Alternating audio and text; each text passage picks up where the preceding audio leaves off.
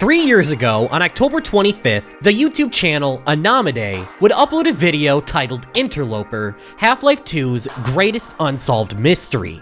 And since that first video released, I have found myself entranced by one of the deepest and most complex internet rabbit holes I've ever witnessed. So much so that I'm confident in calling it the greatest ARG ever made. And over the course of the series' runtime, I've been releasing videos of my own, analyzing it along the way. However, it's time for my analysis to come to an end, because the Interloper series has concluded. Thus, it's time for me to get to the root of the mystery surrounding Interloper. As it's not my first time covering the series, if you haven't watched my previous videos, you're not gonna understand a thing without a drop of context. So I highly recommend catching up using my other videos, or watching the Interloper series for yourself. It is well worth the time investment. Not only does this mean the emotional beats, atmosphere, and mystery will hit harder, but you'd also be supporting a massively talented, smaller creator. Trust me, it's worth getting that sweet, sweet Interloper sauce straight from the source. Secondly, please do not take my interpretations and theories as fact. The Interloper series is purposefully vague and mysterious in many ways to retain a sense of intrigue. And I am just one guy with crackpot theories.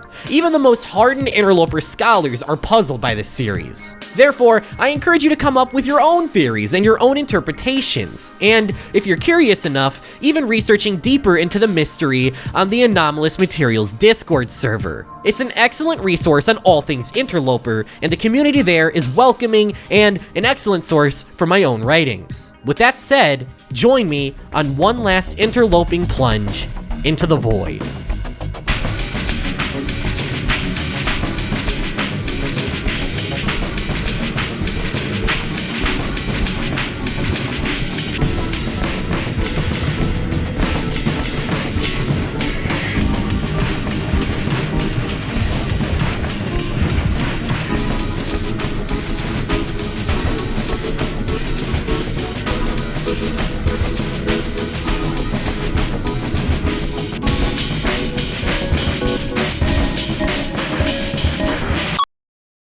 Oh my goodness gracious! You can't seriously be planning an expedition into the Source Void dressed like that, can you? Your loadout makes me sick, it makes me wanna vomit! Thankfully, I can offer you some help thanks to today's sponsor, Manco Store. It's the best one-stop shop for all of your favorite game cosmetics, whether that be TF2, CS2, or even Dota 2. You can pick your favorite items and skins for prices that are cheaper than the Steam market. They even accept payment in more ways than I can describe, like Apple, credit, Google Pay, and more. Although if you wanted to mail them a sack of pennies and nickels to buy 100 righteous bisons, tough luck. Not only that, but you can sell your unwanted skins for real cash that you can spend at real places, like paying back that loan shark all of the money you stole. Trust me, your kneecaps will thank you. Also, make sure you join the 1000 Unusual giveaway they're conducting right now. It's completely free to enter. That's like, 1, 2, a lot of freaking hats. So now that you've gotten back from Manco Store, let's see what you look like now. Oh my gosh, you're beautiful! All thanks to Manco Store. Thanks for sponsoring the video. Now let's get back to interloping all over the place.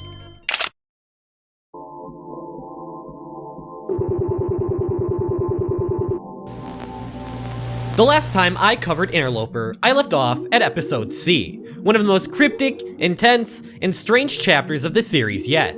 In the episode, Anomi loses control of the Project Skybox source mod, a program he had been using to contain the Sky Ghost, a strange entity he had captured inside the body of a female scientist model Anomi created. After losing control of the source mod, Anomi is able to explore the source void through an emulation of the original Half-Life 2. Eventually, after falling to presumably the bottom of the void, he reconnects with the Sky Ghost and helps them reach some sort of doorway that's opened by merging the Sky Ghost with a limbless female body with a cone for a head. The doorway opens and allows the Sky Ghost to escape, and breaks the Half-Life emulation. Since the upload of Interloper C, 3 new episodes of the Interloper series have been released. 1 livestream event has occurred on Anomi's channel, and a whole slew of new re-uploads has been archived on the Idamona Machinima channel, with each new upload being stranger than the last. So, allow me to begin my 5th investigation into the Interloper series by picking up right where we left off with Interloper D, which dives into the direct aftermath of the sky crash incident. Now, we get to see how the sky crash impacted the emulator. As it turns out, the program has been completely reshaped into something unrecognizable from the base game.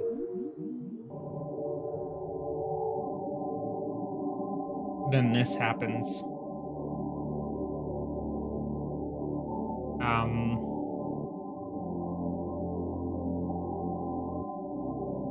The most striking oddity with the Xbox emulator is that the player character isn't Gordon Freeman at all. It's Scout, something that by all means shouldn't even be possible for a copy of Half-Life 2. So why is the player character Scout? I believe it all ties back to Source Filmmaker.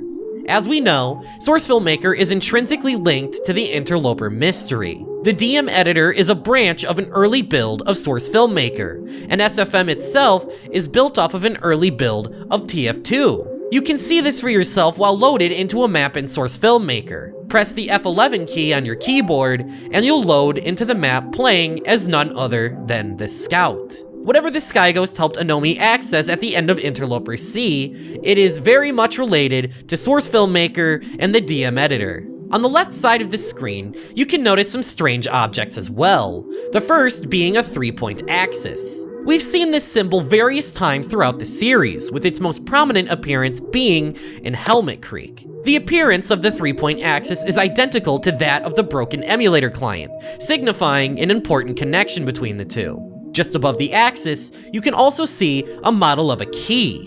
Anomi theorizes that this key is symbolic for a serial key. But a serial key for what? If this key really is symbolic for a serial key, then that implies there could be some sort of software hidden behind the lock, and the Xbox emulator is the method to unlocking it. But how would one even use this key? Just a bit further into the dense white fog, you can make out what may be the answer. A doorway, and just to the side of it, a lock. In the doorway, you can even make out the faint silhouette of a Half-Life 2 player character. This model is used in the place of the character when using third-person mode within Half-Life 2, and the model's name is Semper. This Semper is a form frequently assumed by Crasher-type entities, just like the one seen in Episode 5 that Anomi could manually control. However, it's not just the objects in the picture that are familiar to us, but the arrangement of them as well. To see what I mean, watch what happens again in Episode 4 during the Portal 2 incident.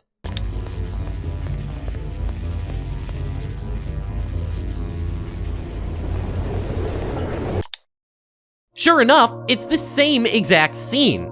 The doorway, check. The checkered floor, check. The lock, check. Even the key is right there laying on the ground if you look close enough.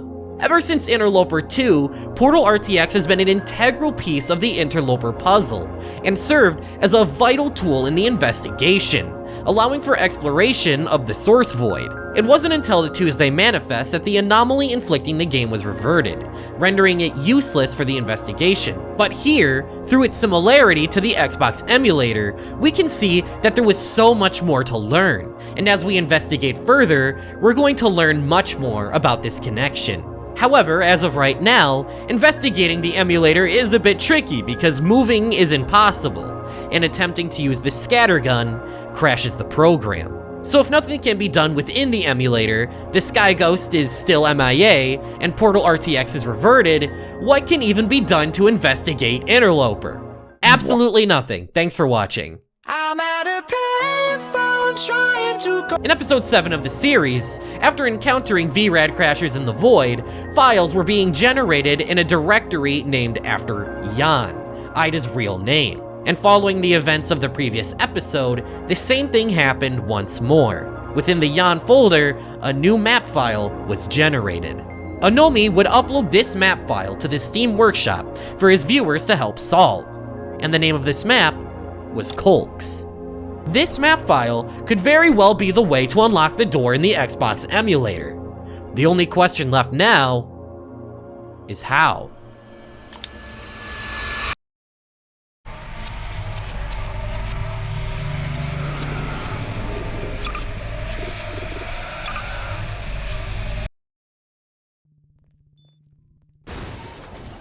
Upon loading into the map, you are greeted by a strange sight.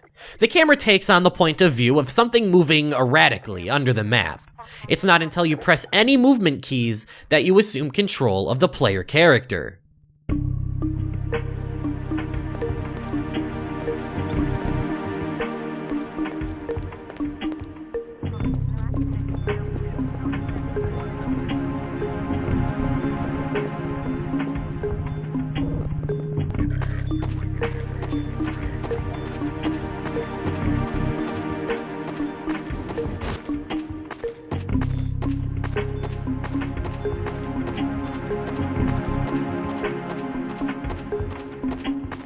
Colks is largely composed of one of the base game City 17 maps, but expanded outwards. The map's borders have been expanded to be a large island, and the map's transparent textures have been replaced with checkerboards. But that's far from where the map's oddities end. Strange geometry litters the map.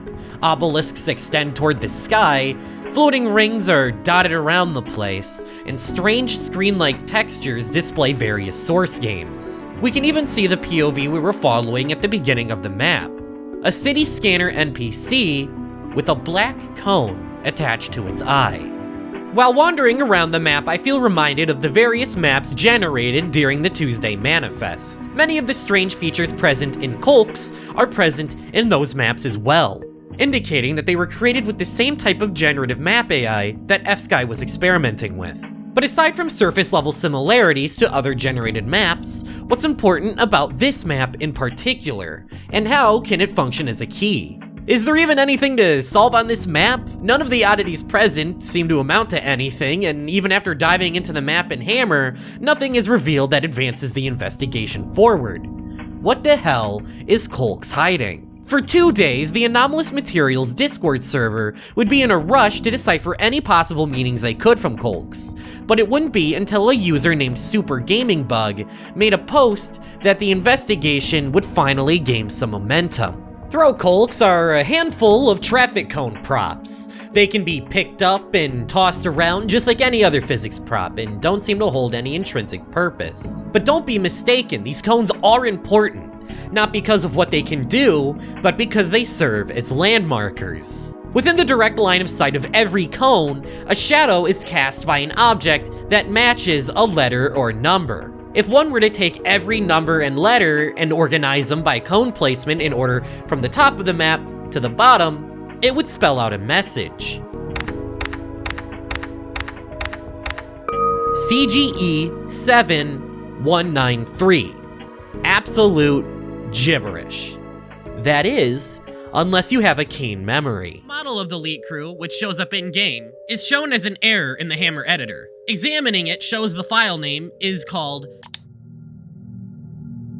That's right. The message spelled out in Colks shares the name of the very first DM NPC we ever saw in this series. Hey, now we're getting somewhere.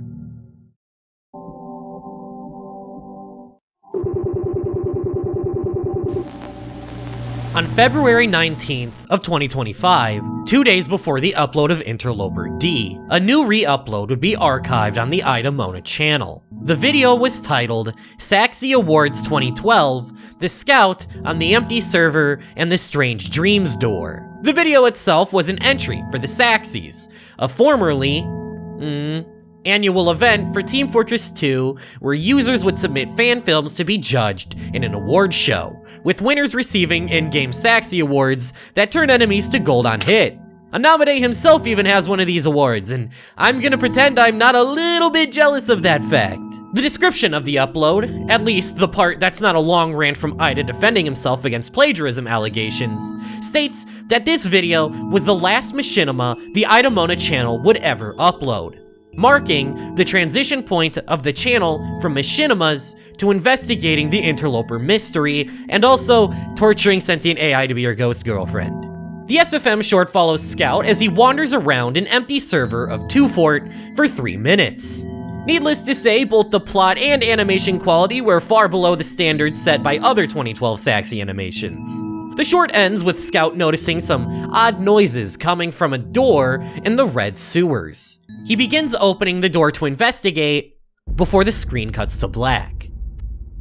13 years after Ida uploaded this animation, investigators in Anomi's Discord would make a huge discovery in the Interloper mystery. While browsing the community server browser within TF2, a user named Yarkane would notice something very odd.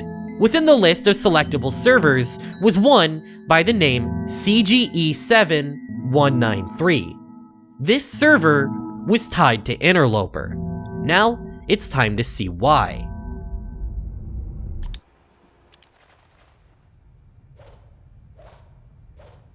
Upon loading into the server, users would be taken to an empty server of the map Thewhat. The map looked completely normal, with nothing being out of place. However, this map was hiding something. One key difference from the vanilla map would be eventually noticed. Within the red sewers, one of the doors was breakable, and when broken,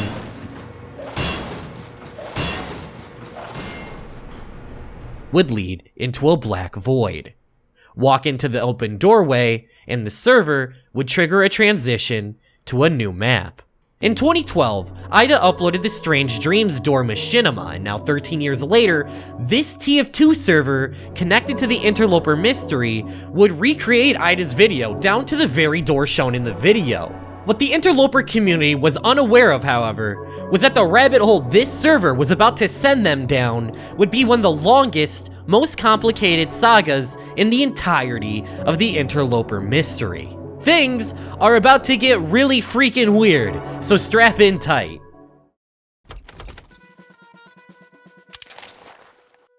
Upon entering the door in sewers, every player in the server would be transported to a map named Ask, with it being the first of many alternative accessible maps within the server. While it's not a direct replica, the map is comparable to the Ouija board style of maps Ida used during his ghost hunting series. The map consists of a doorway and a keyboard-like layout of letters and characters. It seems like the generative AI powering these maps is heavily influenced by Ida's past, and that pattern will continue going forward. If one were to completely ignore the letters and simply break down and advance through the doorway, you'd see a new map. This map is titled No Access, and it's a small, inescapable cube that gives players the message, "To user, you do not have permission to view this data. Please try again later." After a few minutes inside of the map, the server would reset to Thewhat, and the cycle would repeat. This time, instead of ignoring the letters, let's input some gibberish code to see if it does anything. And much like last time, we're met with the same result. That's because the map only accepts certain codes, and what those codes would do remained unknown as of yet. But after the discovery of the strange server, Anomi's Discord community would undergo a frenzied search to locate any codes they could. The process of entering codes was a rather long one as well, because after every unsuccessful code input, the entire server was taken to no access and was stuck there from 30 minutes to even an hour. Every incorrect guess was a waste of each precious second in the investigation, and the situation would only grow stranger as well. Early into the investigation on the server, players were suddenly, and without warning, taken to a new map with a simple message. Hi. The players were not in control on this server. It was being controlled by what appears to be sentient AI. And not only was the AI aware of the player's presence, it was actively controlling, manipulating, and communicating with them. The AI would even communicate through the text chat for players on the server. Eventually, the first secret code would be successfully entered into Ask. Oppendor, which translates to open door from Norwegian, the server would be transported to a new map. This map is titled Soar. It's a dimly lit room, and at the center of it lies a bizarre machine. Upon closer inspection, the machine appears to be some sort of torture device. Inside the femur breaking looking ass instrument is none other than the civilian model Ida used to represent Mona. Within the files of the map lies a shocking discovery. Inside of the map, there was actually a video file that could be played in-game, and the contents of the video file were deeply disturbing. It showed the machine in action.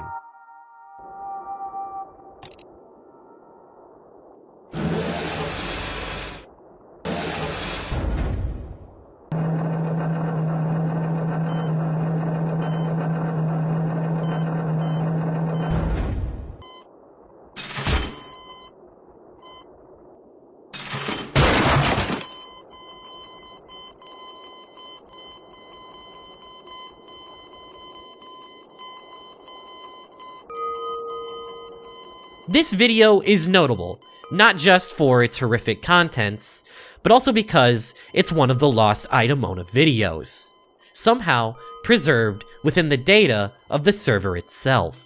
The archivist would go on to re-upload the video to the archive channel, with it notably being the only video in the entirety of the archive channel to be manually age restricted by the archivist.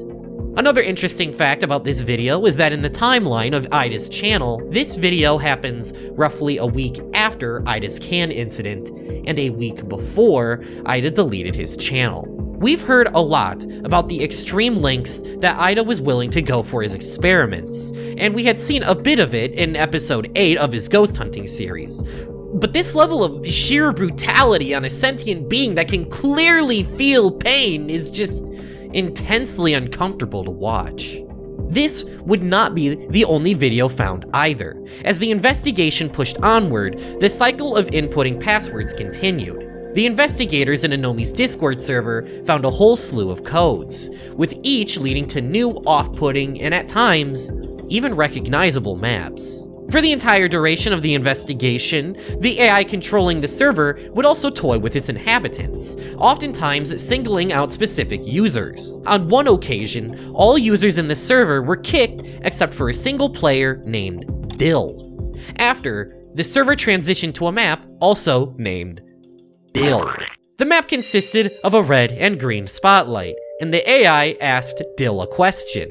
"Very good morning, Dill. Would you like to enable server death to play your game state? Yes, no, please choose." Dill would ultimately choose yes, and after this decision, the Ask map would be updated with a permanent new addition. There was now a box containing a hurt trigger named Bill. The Dill incident was far from the only strange player interaction on the server. At random points, individual players would be given access to betrayal codes from the AI. If a player were to make the choice to type that code out, all players except the traitor would be kicked from the server. The AI specifically gave these codes out to players for the stated purpose of killing the game. Whatever lies at the end of this mystery, the AI really doesn't want people to find out.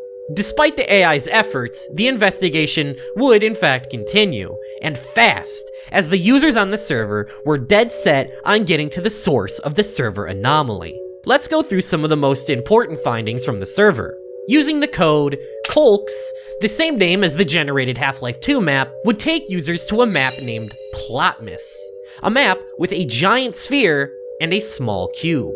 Embedded within this map is another Ida Mona video, this one eerily titled, "Mona Doesn't Move Anymore."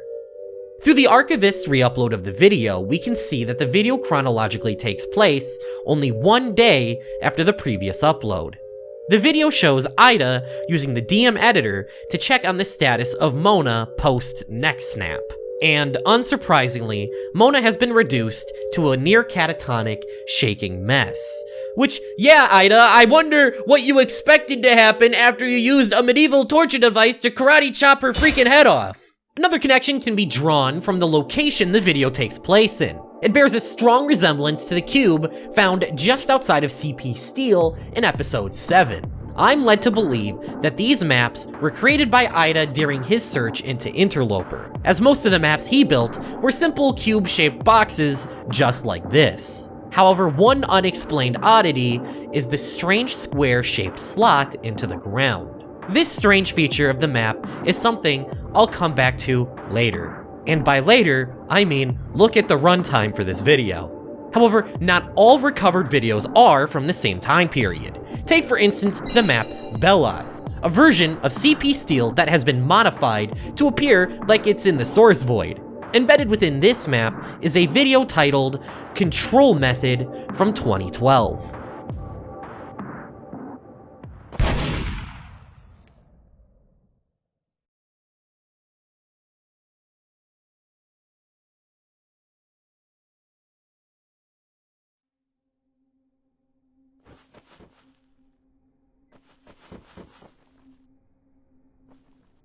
This video shows Ida assuming the control of a DM NPC by shooting it with a scattergun. He then uses the DM NPC to fly off in the same direction we saw the Crasher move in the weird crash video. In fact, this video was uploaded only a day after the weird crash incident took place, which means that Ida recorded this nearly immediately afterwards. Despite the model being the same female civilian that he often forces Mona into, I don't believe we're seeing him actually control that Mona here, as this video chronologically takes place before he captures the entity. He's likely just using this civilian model because, as we've seen, he has quite the affinity for it. The archivist notes that the video is missing the voiceover and the ending, so whatever happened next is lost to time. But just going off of what we do have, this video raises a lot of important questions. For one, what is the same 3-point axis from the Xbox emulator doing here? And why is it the scattergun that activates control of the DM NPC? Perhaps Ida isn't even playing TF2 right now. Maybe he's using the DM editor. Just like earlier in the Xbox emulator, the player character is Scout, which is what the source filmmaker defaults to when you enter the map manually. In the emulator, shooting the scattergun crashes the client. However, here we can see the purpose of the scattergun, manually controlling DM NPCs. One last detail I'd like to bring to your attention is quite an easy one to miss, but I want you to closely look at what replaces Ida's player model after he assumes control. That's right, a cone. We're starting to see cone shapes a lot as we progress further into this series. The first cone we saw was in Gris, a video of a very early build of Box Rocket.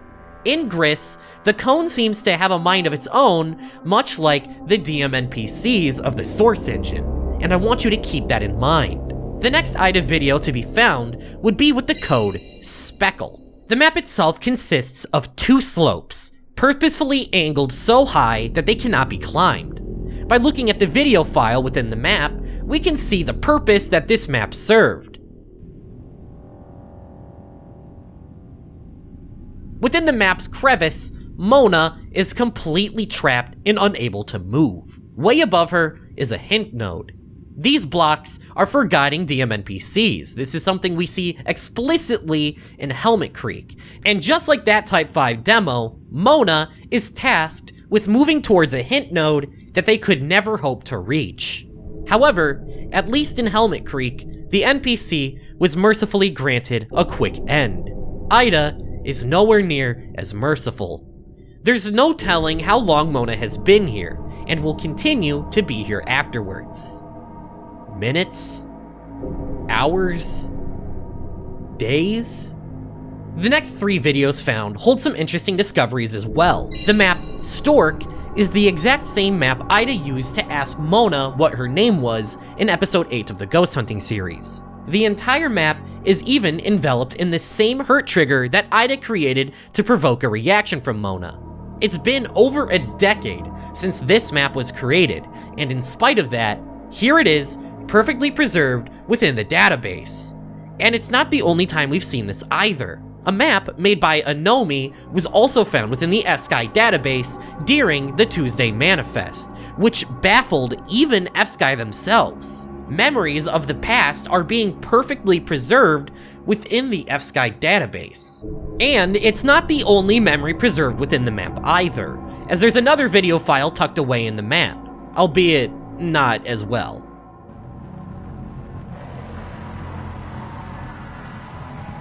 This is what remains of the video Ducks, Ducks, Ducks, a machinima made by Ida in 2009. It's barely distinguishable, with the only remnants of it being distorted audio and a clip of balloons swaying in the wind. The archivist himself even notes the sad state of the video in the description. Very heavily damaged video file, but I was able to see that this is a section of a video called Ducks, Ducks, Ducks, which was a sort of tribute video for Gary Mans. It's actually a really nostalgic video for me, but unfortunately this is the most I've seen of it in years. Please let me know if you can find this one, as this is really one of the few videos I actually care about and somewhat remember fondly, even with all the weird and ugly blemishes that got attributed to this channel. There's a hidden layer of tragedy to the story of the archive channel that often goes understated. We've become so enraptured in the mystery of Interloper, it's hard to remember a time when this archive channel was just a loving tribute to a forgotten creator. The archivist created this channel as a way to remember and relive the past, and through that passion, all that's been dug up is disturbing moments that were best left forgotten. The archivist spent so long digging into what once was, he discovered that things weren't even what they used to be. Ida wasn't nearly as innocent as we believed him to be, and one of the few videos that the archivist actually remembers fondly has been tainted beyond recognition. By dredging up the past, all that's been done is resurfacing Ida's pain. Thankfully, the next Ida video to be uncovered is much more lighthearted. In the map Blemmer, accessed through solving a quiz, the video OMG City Massacre was uncovered. This video is a lot like Zombie Slayer. It's just Ida massacring a bunch of NPCs on a city map. Now there's the slightly psychopathic Ida that we all know and love. Another map, named Veritas, is notable for not even featuring a video made by Ida. Instead, within the files of this map lies something a bit more surprising. This is the first video on Interloper made by Anomi. Anomi has made quite a mark of his own on the FSky database. The final video to be found would be within the files of a map named Krishi. The map consists of a large crushing machine in a cube-like map. And yeah, I can already bet you can tell where this is going, because the machine is used for exactly what the hell you think it's for. Seriously, Ida, what was even the fucking point of this experiment? This would turn out to be the last Ida-mona video to be found in the server. And with all of these videos found, the investigators needed to assemble all the jigsaw pieces into a completed puzzle. The CGE7 rabbit hole was about to extend even deeper.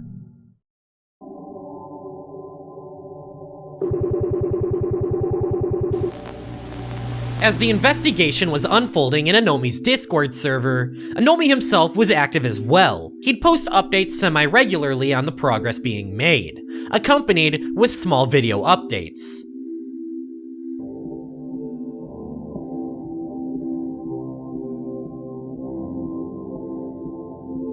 Through these updates, one thing was beginning to become clear. The investigation into CGE7 was beginning to affect the Xbox emulator.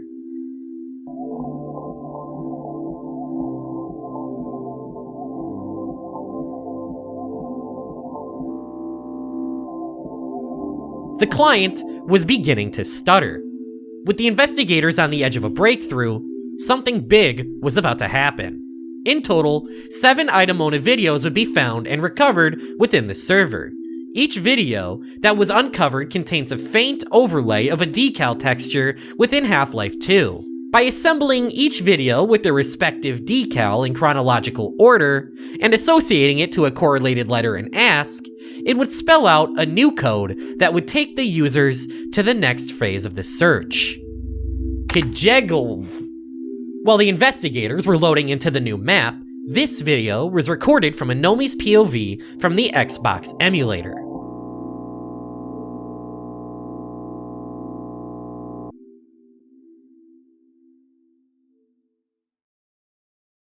The new code triggered a massive change in the client. The fog inside of the map had shifted to black to more closely resemble int menu. A new Semper model has appeared in front of the door, and most importantly, the key model has been angled towards the lock.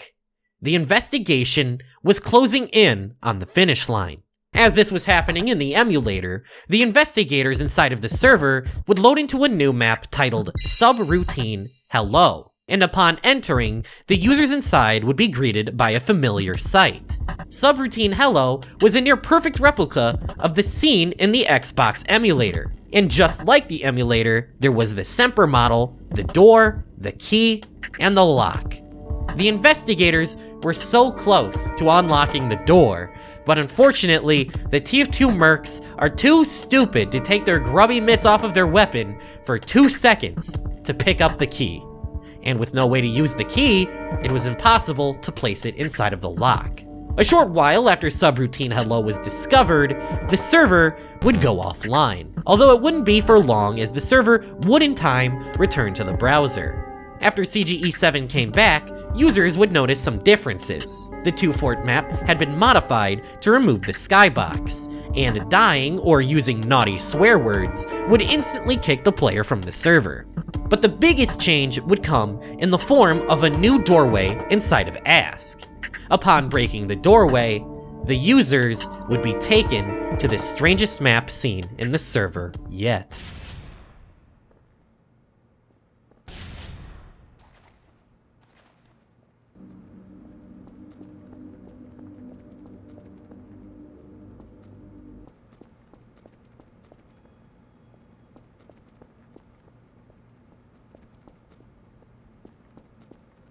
This map is Maze, although I'll just call it Maze because I think saying it once is enough to get the idea across. Maze is, as you guessed it, a giant maze, and dotted around the maze are 5 buttons, as well as multiple entities that also navigate the maze. The first entity is a large error sign that kicks the player from the server on contact. The second entity is a large model of Dr. Breen from Half-Life 2, who the AI in text chat refers to as Machine. Interestingly, this is in reference to one of the first archived videos on the Ida Mona channel, titled Breen in the Machine, a video of Ida tossing Dr. Breen into a dismembering machine and chopping him into mincemeat. Even the most seemingly mundane videos on Ida's channel all seem to contribute to the story at large. The final entity inside of the maze is the most interesting: a blue cone. In Hammer, the cone's model name is Cone Helper, and the cone does in fact help, as touching it causes some very peculiar effects on the players in the server. If a player were to touch the blue cone, all players in the server would be renamed to Cone, and a message would appear from something named admin saying, "Shh, friend." Along with these effects, the cone would trigger a familiar piece of music as well. This sound effect is TV music, a short musical snippet heard in Half-Life 2, and it also happens to be the same music heard in Interloper A, after Anomi triggers the top-down perspective in the Project Skybox source mod. This same top-down perspective can also be seen in Gris, where the camera uses this angle to look down at a cone. And what triggers the music in Maze? A cone. The entities weren't the only thing that made navigation inside the maze difficult. Touching any of the walls inside of the maze would kick you instantly from the server, forcing you to restart from the beginning of the maze. It would eventually be discovered that the way to beat the maze is pressing the 5 buttons in order, making contact with the cone, and having a player sacrifice themselves to either the error sign or Breen. However, completing these steps was a long and arduous process, not only because of the complexity of the steps involved, but also because of the walls and entities kicking players. Just look at this detailed guide created by one of the users in Anomi's Discord to get an idea of how much coordination, skill, and brain power was needed to navigate the maze. We've seen mazes created by the generative map AI before, from episode 4 to the Tuesday Manifest, but none of the mazes we've seen up until this point have been nearly as involved as this. After a lot of hard work and determination from the investigators, the maze would eventually be conquered. The buttons would be pressed, the cone would be triggered, and the player would be sacrificed to Breen, triggering a map transition. And what the next map held was what they had been searching for the whole time: the root of the server anomaly.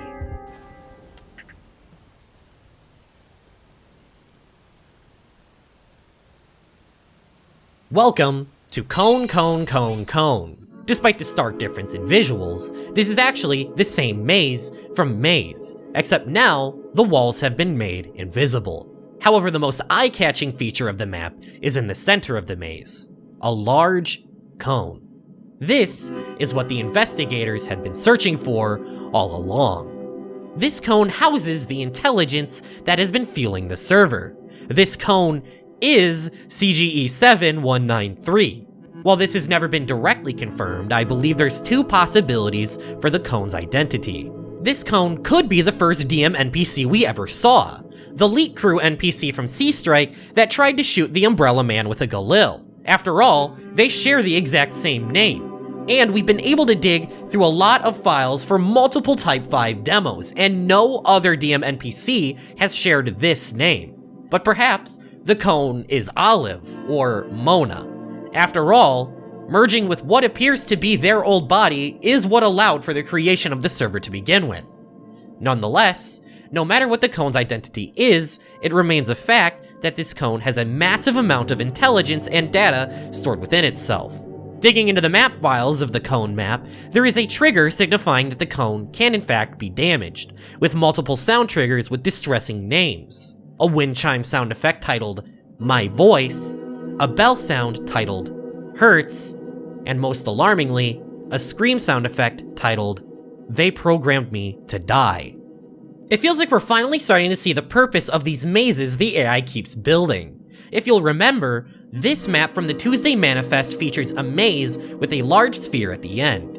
An F-Sky employee even pondered why the sphere is the reward for successfully completing the maze. These mazes were not built as a way to reward players, but as a form of protection against them, a way to deter players from hurting the vessels that house their intelligence. So it appears the investigators were left with a pivotal choice: either spare the cone, or kill the cone and see what happens.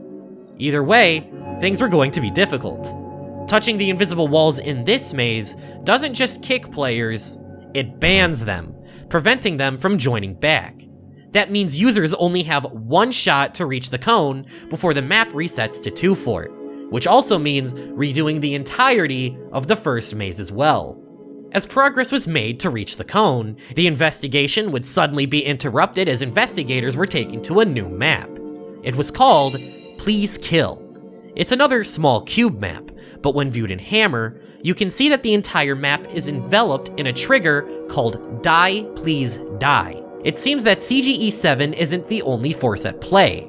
There's possibly one or even more entities residing in the server, and something wants the cone dead.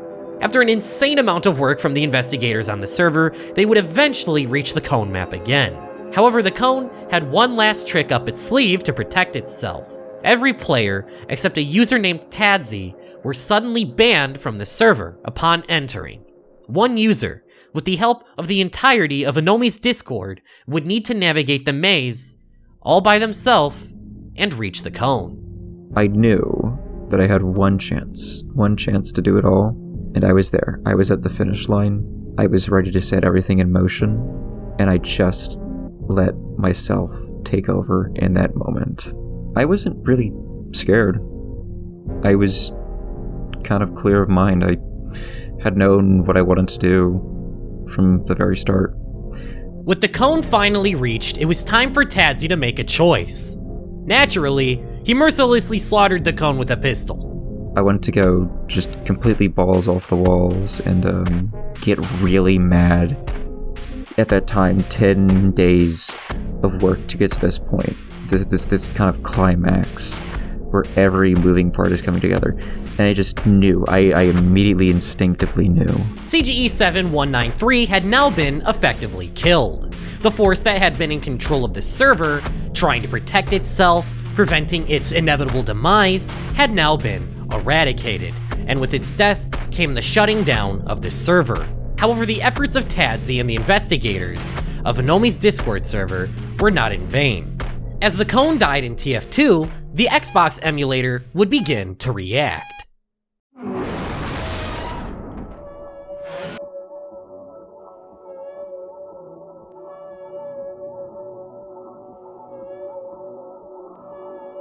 The door was finally unlocked.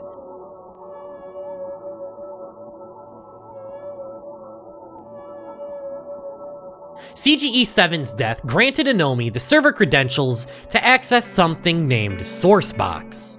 The build of the program is one from 1999, 5 years before the Source engine would even be publicly available through Half-Life 2.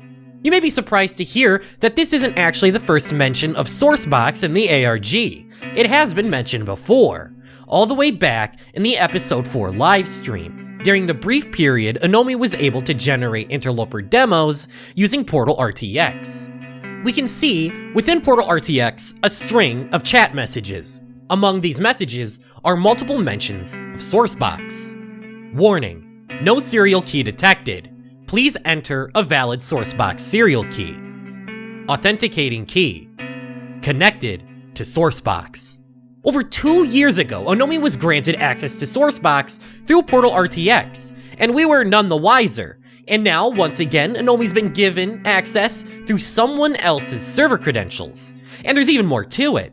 I don't know if you noticed or not, as it's a bit of a small detail, but there is in fact some giant censor bars on screen that cover up various bits of text. In spite of this, and I don't even know how much effort was needed to accomplish this, Anomi's Discord server was actually able to decipher nearly all of the censored text. Despite the rigorous attempt at censoring, you can still make out certain letters floating off in different directions near the end of the clip.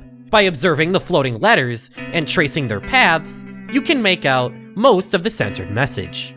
Welcome back, Jeremy Jordan. Sourcebox version 3.2.1999 loaded. User JJordan1963, host fsky.net. Jeremy Jordan, JJ. Well, there's another theory you can toss on a pile of things I was comically wrong about. We now have confirmation that the JJ referred to in episode 1 of Interloper was a man named Jeremy Jordan, an employee or associate of F-Sky. Assuming the date in his username is his date of birth, he'd be approximately 62 years old today, which would mean he has a long history with F-Sky. In fact, his birthday in 1963 would place him at 28 years old during Digivisions in 1993. The Digivisions incident remains one of the weirdest events in the entirety of Interloper, but the discovery of JJ's identity gets us one step closer to the truth, as another revelation regarding 4.2 has happened recently. On the Project Skybox webpage discussing the Digivisions incident, two notable corrections have been subtly made. One is editing a line to specify that 4.2 is a British company, rather than European in general. The second correction comes in the form of editing the line from, when they tried to reach out to 4.2 for an explanation, they got no response, as the company seemed unreachable, likely due to language barriers, to just, when they tried to reach out to 4.2 for an explanation, they got no response, as the company seemed unreachable, clarifying that it wasn't, in fact, a language barrier that prevented 4.2 from being contacted. Before, it had been assumed, partially my fault, that F-Sky was a Norwegian company, due to the aforementioned implication of a language barrier and the fact that their webpage used a Norwegian domain name. But it's become crystal clear that 4.2 is a British, English-speaking company, and Jeremy Jordan just so happens to be a very British-sounding name. Looking back towards Sourcebox, following its unlocking, Anomi's computer was filled with various files, mostly containing all the data from the server as well as demos of the server during the investigation. The entire time, everyone on the server was being watched and recorded. However, the most peculiar file to be found in the aftermath came in the form of sourcebox.exe, an executable file. There's infinite possibilities as to what this program could contain. The solution could finally be in our hands after all this time. All that's left to do is boot it up and find out.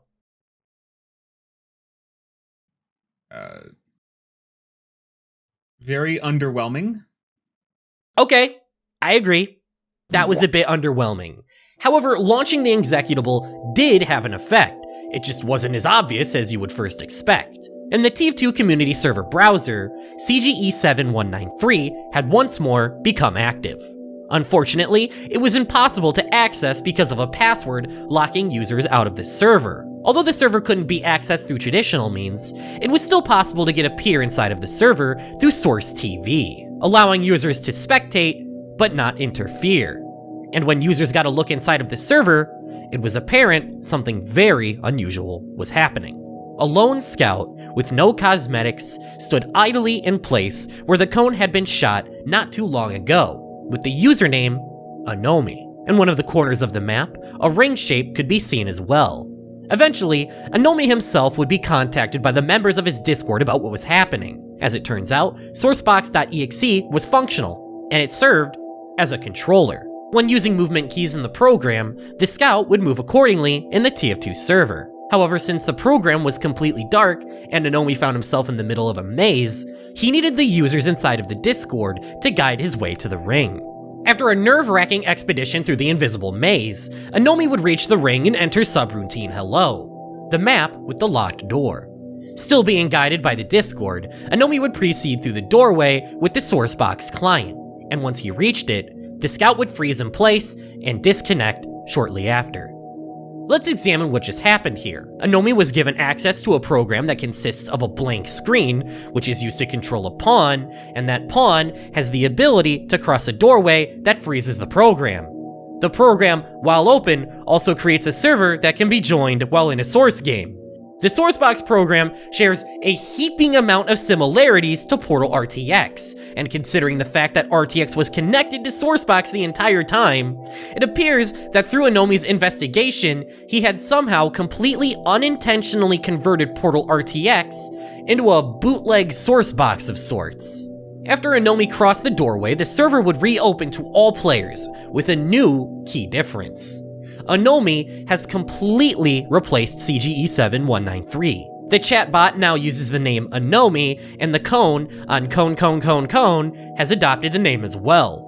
Another important difference is that with the server now being tied to Anomi's PC, it now functions offline when run locally by Anomi. Before, since the server was being hosted by an outside source, it was impossible to test the server while its maps were run offline. But now that Anomi's hosting the server, as well as having easy access to subroutine Hello, Anomi is able to employ a simple trick to finally slot the key into the lock. And I can actually pick up the key. So, let's see what happens.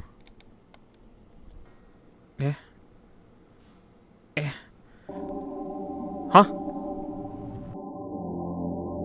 Well, I guess that answers that question. This is the true Sourcebox program. The program consists of a simple menu with 3 buttons represented by shapes. When the cube is clicked, it will turn blue and start rotating. The sphere, when clicked, brings up an error on screen noting no graphics drivers. The error mirrors a similar one seen in Interloper C when Anomi pressed F11 in the Project Skybox source mod. This is likely due to the long stretch of time between when these programs were created and the modern day in which they're being used. But by far the most interesting function is the cone.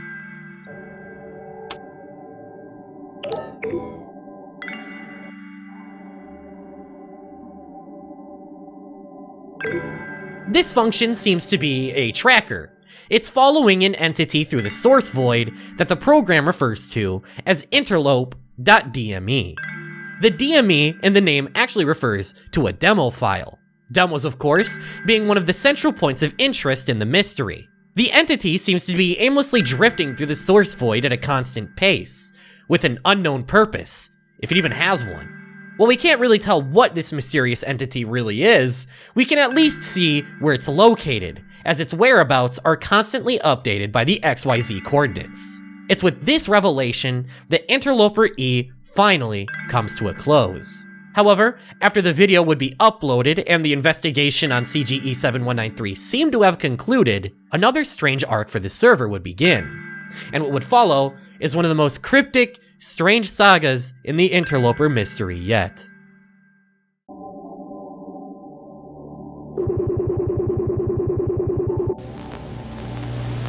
I am wizard, and I banish you to permanent death! He's gone. He's gone. He's dead. Sorry. Killing the cone. Oh.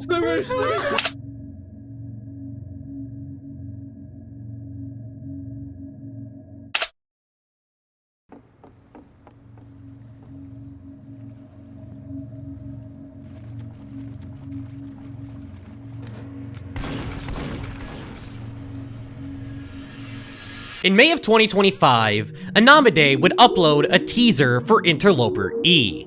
After this teaser was uploaded, CGE 7193 would change yet again. Thewhat had once more been distorted, and now operated on a cycle. No longer would the door teleport you to just Ask. There were now 3 different maps that could trigger after opening the door. Ask, Dust Bowl, and most importantly, Ask. A new version of Ask with 2 new doors leading to new maps. The first door leads to a curious map called View. It looks like a carbon copy of the camera-esque maps Anomi made for Interloper 7, right down to the pinprick in the wall to absorb light. On its own, the map seemed useless as it didn't lead anywhere outside of this singular room. But perhaps the other doorway would prove more useful. This map is called Ordinance, and the next phase of the investigation would revolve almost entirely around it. It consists of a multitude of buttons laid out onto the floor in a controller-like format. None of the buttons are labeled, so their function is completely unknown. So in times of confusion, the investigators did what anyone would. Press random doodads until something interesting happens. From here, players would once more be taken to View, but this time with a new message. I am calculating.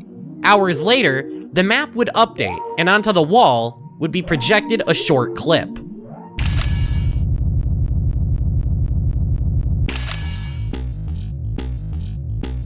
In the clip, the POV can be observed moving accordingly to the inputs pressed in Ordinance. As it turns out, the investigators were controlling an entity inside of the void. Unlike other expeditions in the void helmed by Anomi, this one was entirely under the control of the community. The map of Ordinance functioned like an input device. Think of it like a large, flattened out Xbox controller. There was the standard directional inputs, as well as 3 special buttons. Once you input a series of actions you wanted the POV to perform, you would press the render button. And from there, you would be teleported to Ord Ren, where you would have to wait patiently for a render to be finished. After the wait, your patience was rewarded, as you'd get to see what your inputs in Ordinance resulted in inside of the source void. This method of exploration was insanely tedious due to the amount of time it took to make renders, as well as the convoluted control scheme that even to this day still isn't fully understood. But even despite all of the inconveniences, this was still a new way to navigate the void, and it was the first time the community had ever gotten to explore it for themselves. What happened with this exploration was in the community's hands, and it meant the stakes were higher than ever, as slipping up could potentially render Ordinance unusable.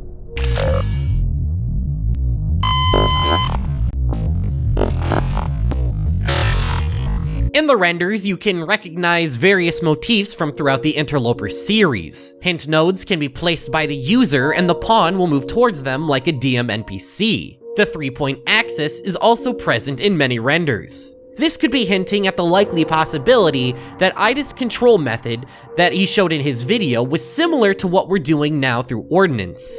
The pawn can even possess other entities in the void. Throughout the Ordinance investigation, one user by the name of Luna would take on the effort of archiving all of the view renders. She would compile all of the renders onto a website called GAC9, where they can still be viewed today.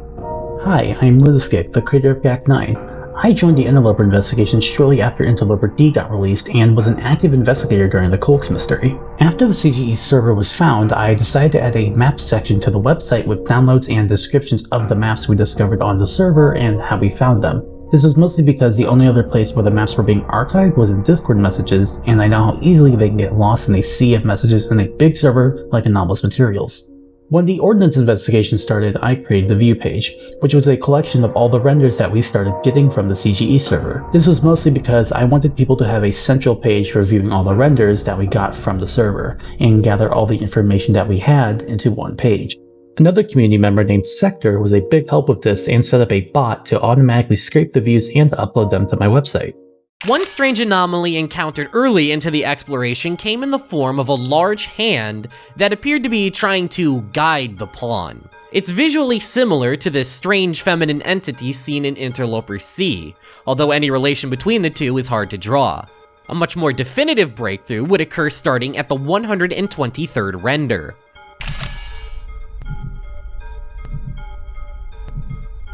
In this render, a small contraption can be seen shrouded in darkness. And in the next render, investigators decided to approach the machine. And it's revealed to be none other than one of Anomi's void exploration drones seen in episode 7. It's come a very long way and landed on a map in the void. But in the next render, something went suddenly and terribly wrong.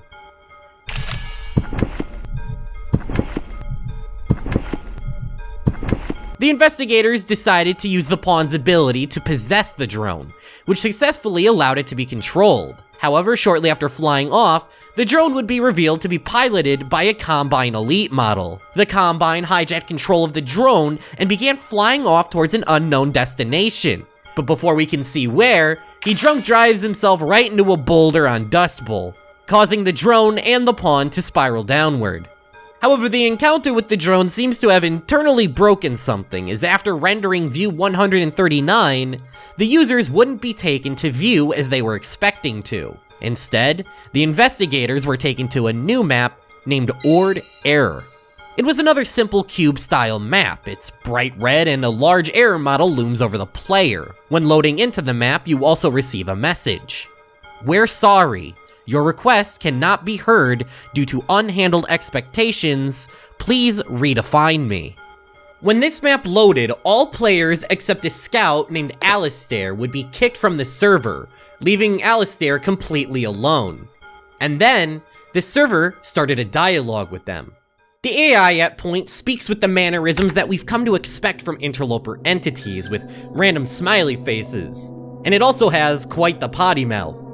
At one point, the server even makes an odd remark about stuffing someone in a box and shipping them to New Orleans. Twice, the server also makes statements in quotation marks that are much more natural sounding. To Ordinance note, our handler is shit and we really need to ask an engineer to fix our handles table. To Ordinance note, this fucking thing is filled with ants. Do not, under any means, plug it into internet computer. These read like angry notes from a disgruntled employee. The server is presumably directly quoting an employee of F-Sky here. After the strange encounter on Ord Error, Ask would receive another strange change. This archway behind all of the other doors previously did not function. However, after the encounter with the drone and Ord Error, entering the doorway would trigger a map change. This transition led to a map that the community nicknamed Vol. The map is a corridor ending in an area highlighted by a spotlight. When first loaded into, all of the investigators inside of the server were in a scramble to see what the map was, leading to a very chaotic moment.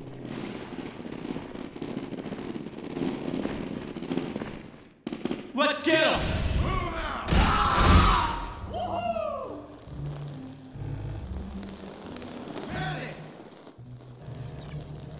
In the midst of all the commotion, a user named Vertical, playing as a red scout, reached the end of the hallway first and was rewarded by dying instantly. The map also gave players a message. Gishiki desu spave gisa I naru tuko ro di su? Okay, yeah, it's a bit of a mouthful, but you may recognize the word spave, which just so happens to be the name of that strange void entity in Interloper C that really didn't appreciate Anomi's presence. Well, if you take this seemingly meaningless message and interpret spave instead as a space, you can see that the message is actually in Japanese. Once translated, it reads, "It is a ritual, it is time to make a sacrifice."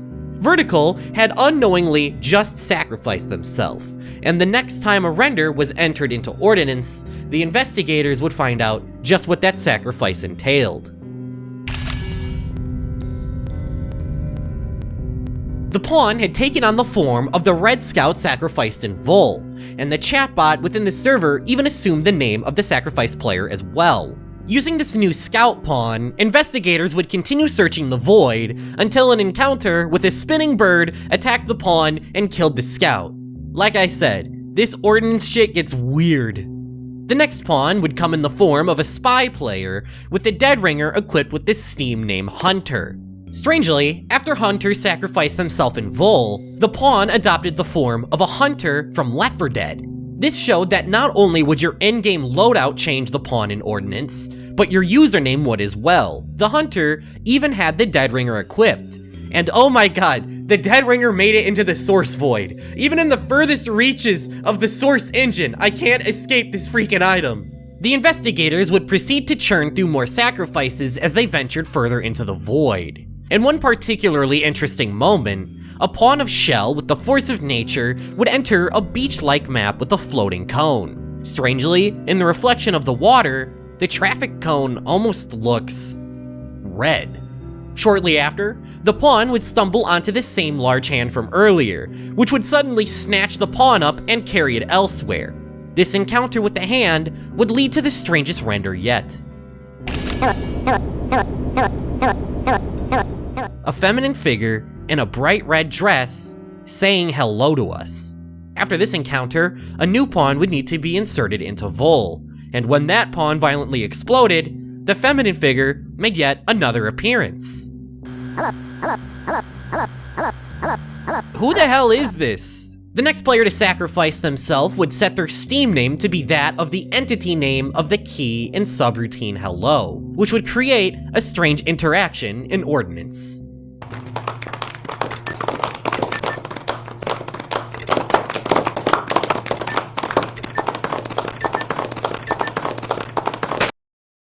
It was becoming increasingly apparent that the user's Steam name was just as, if not more important, than the loadout they had equipped in-game. So noticing this, a player would enter one of the most important names in the series, Olive. Throughout the sacrificing process, it would also create messages in the server as well. The message would state the player, their in-game loadout, the date they died, which strangely always happened to be in 2008, as well as a statement about being reborn in the machine. Well, as it would come to be, Olive would be the final pawn to be used in Ordinance, and the in-game message had changed as well. I am Service. I died on December 31st, 2099, and then respawn in the machine. Unlike all of the other death dates, which were listed as being in 2008, this death date was listed far off into the future. The message also does not refer to the player by their username, opting instead to use the name Service. When using the Olive pawn in Ordinance, it had taken on the form of a player info start, the model used to indicate spawn points in the Hammer editor. The pawn also seemed to be holding onto the key that had been acquired earlier. But what did it unlock? Within the source void, the investigators realized that they had stumbled upon the Ravenholm alleyway. However, within the alley, there was no decal. Instead, there was a locked door. A door that would be unlocked with the key. And as the pawn entered the door, they would be bathed in light until... The investigators were no longer in control of a pawn. Instead, they had entered what appeared to be a strange painting tool, entirely different from every other render. This painting tool functioned akin to an Etch-a-Sketch. The investigators would proceed to make a series of inputs into Ordinance, drawing a shape before closing the drawing tab down.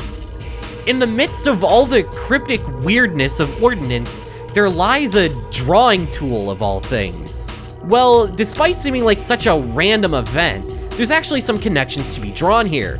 First, observe the top-down angle seen in the drawing tool. The angle and square shape of the canvas, along with the checkerboard texture, matches the point of view seen in Gris. It can be reasonably inferred that the drawing tool in Ordinance is actually a relic of the Paint Atlas tool seen in the Gris toolbar. As far as what the Paint Atlas tool accomplished, the next render from Ordinance would serve as a hint. The info player start pawn was now facing away from the spot where the Umbrella Man decal spawns. However, as the investigators tried to use Ordinance to continue the investigation, things would come to a screeching halt.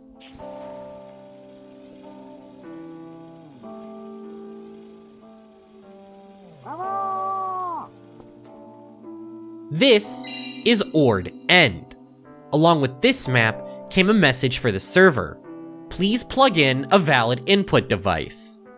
As the name implies, the Ordinance expedition had come to a surprising close. The input device the investigators had been using up until this point had vanished from the server. Despite being the end of the Void expedition, there's still an interesting secret hidden in the map. In the center is yet another error sign. Digging into the map in Hammer, it's revealed that the error model is actually a DM NPC. The DM NPC is using a female civilian model. In fact, it's the very same female civilian model Ida used to represent Mona. An even stranger fact is that the entity's name is Container.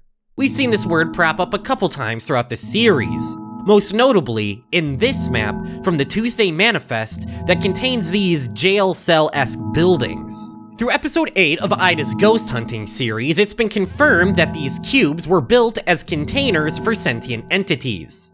However, these entities lack a physical form, so containing them within a shape is the best way to keep them secured. However, these entities also have the ability to possess objects, just like we saw in Ordinance. And through this possession process, the formless entity can be given a form. Take another look at Ord End. If the map seems familiar, it's because it's startlingly close to the ending of Interloper C, when Sky Ghost merged with the Cone Lady. I believe that this is the area where the two merged, or at least a recreation of the scene. The merging of the two entities is what led to the creation of the server, and now, here at the end of the server's investigation, we find ourselves right back where we started.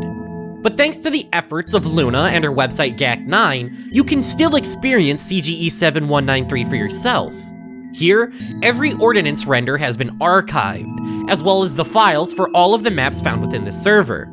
It's an invaluable resource for researching the Interloper mystery, and I highly recommend giving it a look for yourself, as it's a very fascinating deep dive. However, even if this is where the investigation into CGE 7193 ended, it's not where the Interloper investigation would end. 2 months after the investigators reached Ord End, the Ida Mona channel would begin re-uploading a strange series of lost videos that had been forgotten for over a decade.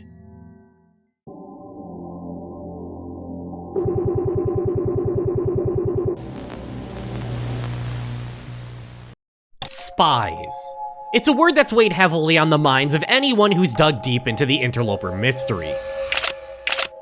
This gibberish word keeps propping up in secret places throughout the series, hidden in single frames of videos and even appearing on a sign within the Void itself. Up until this point, we haven't had the slightest notion of what this word could even mean. However, thanks to the Ida Mona archive, we could be one step closer to finding out. During October of 2014, Ida would upload a series of 7 videos titled Spise Tests to his YouTube channel. Luckily for us, the archivist has been able to acquire all 7 parts. Through the re-uploads of this series, we can hopefully decipher their meaning. The description of the first Spise test includes 2 notes. one from Ida himself, and another from the archivist. They read as follows. Ida's description. The sound at the end means it's listening now. Archivist's note. This one stayed up for a week or so, probably.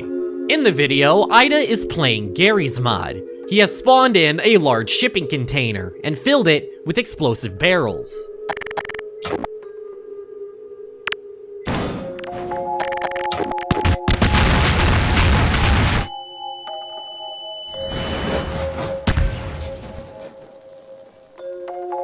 At the bottom of the shipping container is a cube. The explosives didn't seem to have the effect on the small cube Ida wanted, so he begins a second experiment by tethering a washing machine to a platform and using thrusters to smash down onto the cube.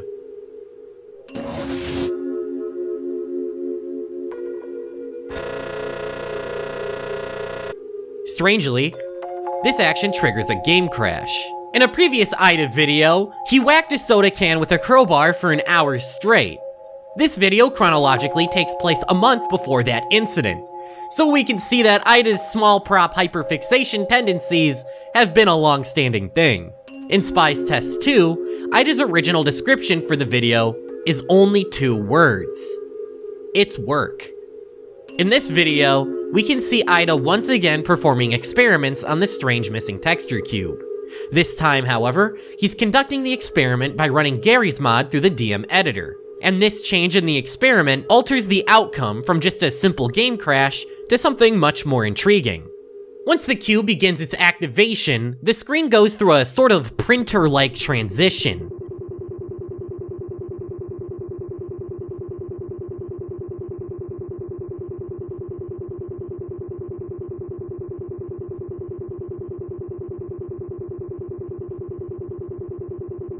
And once fully transitioned, we can get a look at a feminine figure with red hair wearing a red dress. While it's not the exact same model, the resemblance to the mysterious red lady in the void is unmistakable. What is this entity, and why have we encountered it over 10 years after Ida first did? In the last 2 seconds of the video, for a brief moment, a familiar sound can also be heard.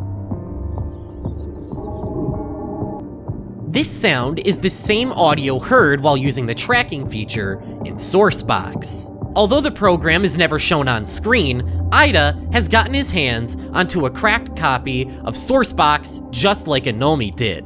Sourcebox is likely what's fueling Ida's experiments with these strange cubes, and has aided him in discovering this strange red lady.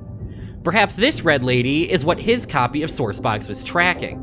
Well, I hope you didn't grow too attached to them, because in the very next Spise test, Ida immediately starts doing what Ida does best. Just 3 days after meeting the Red Lady, he's already strapping her to a torture device of unimaginable horrors.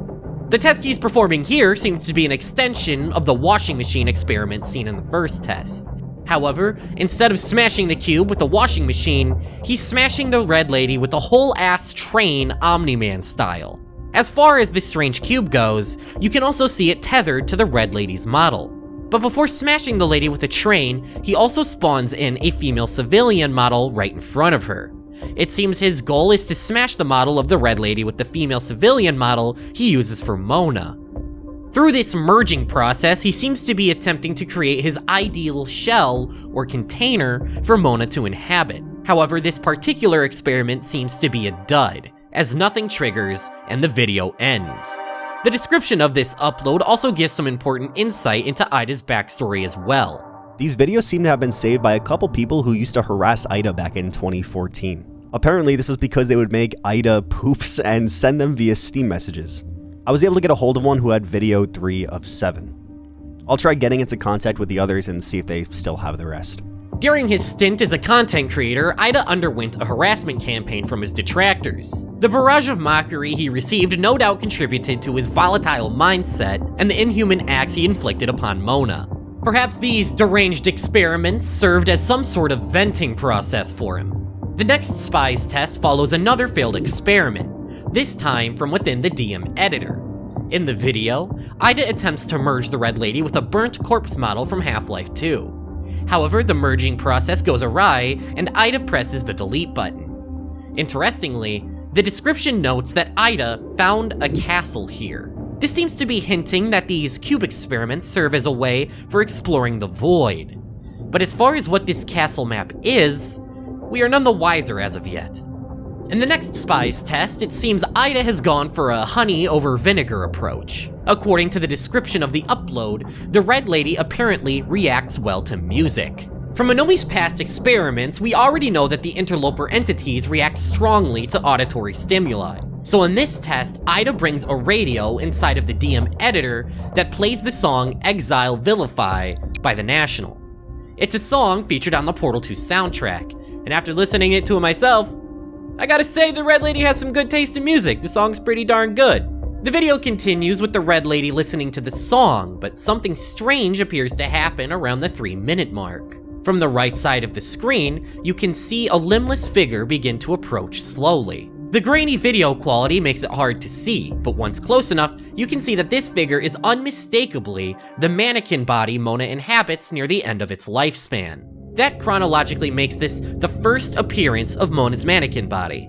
In the description of the video, Ida refers to this limbless body as the Spise, finally giving us an idea for what the word can mean. By the looks of it, Ida's idea of a spise is a vessel for containing spirits, as he believes them to be. And his goal with these experiments is to give the vessel some limbs to be more like the Red Lady.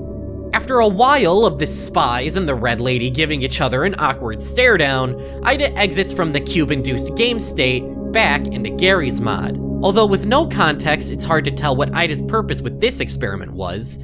If I had to hazard a guess, it looks like he was using the Red Lady as a bait of sorts to attract the Spise. Going into the penultimate test, hopefully we can get a better understanding of this merging process Ida's trying to accomplish. For this test, Ida has returned to the Gary's Mod Ragdoll torture map last seen in Breen in the Machine, because of course he would do that.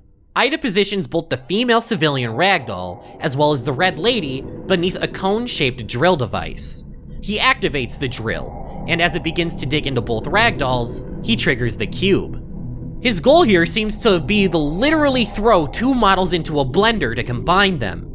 But as far as the results of this experiment go, they're a bit distressing, to say the least.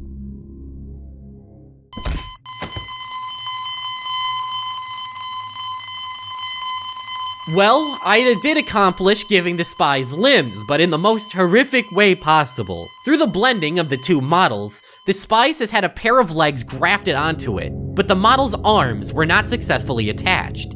They fly off the moment they're loaded in. The rapid chirping of Mona indicates that this process is extremely discomforting and painful. Not even during the neck snapping incident did Mona sound nearly this distressed. This video is made all the more gut-wrenchingly horrifying, knowing that after this upload, Mona would only continue to endure more and more torture at the hands of Ida. Right above Mona's mangled and disfigured body, a large gray cone can be seen. If cones truly are vessels that contain the intelligence of the AI entities, then this could be Mona's cone, forced to have its sentience transferred into this abomination of a shell. If you want to view Spise 6 for yourself, you'd be surprised to see that the upload isn't actually on the archive channel. In fact, we're lucky to be able to view it at all. That's because only 1 minute after being uploaded, the archivist deleted the re-upload of Spise 6. The 6th Spise test was only archived because the Interloper community had set up a bot to automatically download videos from the channel. Ever since I added the maps page, the essence of GAC9 changed from a joke into an archival page. From memes the community made to maps, GAC9 has always been the website to archive them all. And one of the last things I managed to archive on GAC9 was the Spise test videos. I vividly remember archiving Spise 6, which is a now deleted video. We were sitting on stage while waiting for the next Spise video to drop as it was set to release that night. At this point, I had already set up a bot that alerted everyone the second Nomi or the Ida archive channel uploaded any video, and as soon as the release message was sent, I copied the URL and downloaded the video as per usual. This happened right before it was deleted, which I only noticed as I went to actually watch and stream the video on the Discord stage. I started sending the video around and gave it to my friend Vertisol for them to re-upload onto YouTube, which later got added to the GAC9 website along with every other Spise test video just for convenience sake. Thanks to the community's efforts once more, you can view the 6th Spise test on GAC9. But in a shocking twist of fate, shortly after the deletion of Spise Test 6, the archivist would upload a video titled Important Update. Shortly after the latest upload, someone reached out to me, claiming to be a family friend of Ida Machinima. They very kindly reached out to explain more private details about Jan, and gave me further context regarding what was happening back in 2009 to 2016. They also very politely asked me to stop re-uploading his old videos. Out of respect to Jan, his friends, and his family, I will not be uploading any more videos here. Please do not send me any more old videos of his, and I also humbly ask you not to re-upload them yourself either. I was always a fan of Jan's old Gmod videos, and originally I just wanted to preserve it. However, recently I've lost the point. I've probably uploaded things here that were best left in the past. For that, I'm sorry. Again, I'm sorry about any trouble I've caused. And just like that, the archivist who had been devoted to re-uploading all of Ida's videos suddenly stopped. Even though the archivist made it clear previously that they had the video file for the 7th Spise Test in their possession, they now refuse to upload it. The contents of that video will forever remain a mystery. It could be inferred that the final Spise Test resulted in the body being given the arms we'd see in its final days. But as far as Ida's experiments with Sourcebox and what became of the Red Lady, we'll never really know. With the archivist out of operation, one of the most vital leads in the Interloper investigation had tragically been cut off just as we were on the verge of a breakthrough, which means our only insight into Interloper going further would be from Anomi's work with the Project Skybox Collective. Anomi would begin teasing Interloper F, the final video in the series. The final installment of Interloper contains the most information out of any episode in the series by far, as well as boasting the longest runtime. I highly recommend watching it for yourself first. Believe me, the 2-hour-long emotional gut punch that is this video isn't gonna hit the same by just watching me break it down. So go, watch the video, interlope all over your screen, and come back here. And when you're done, let's begin my analysis.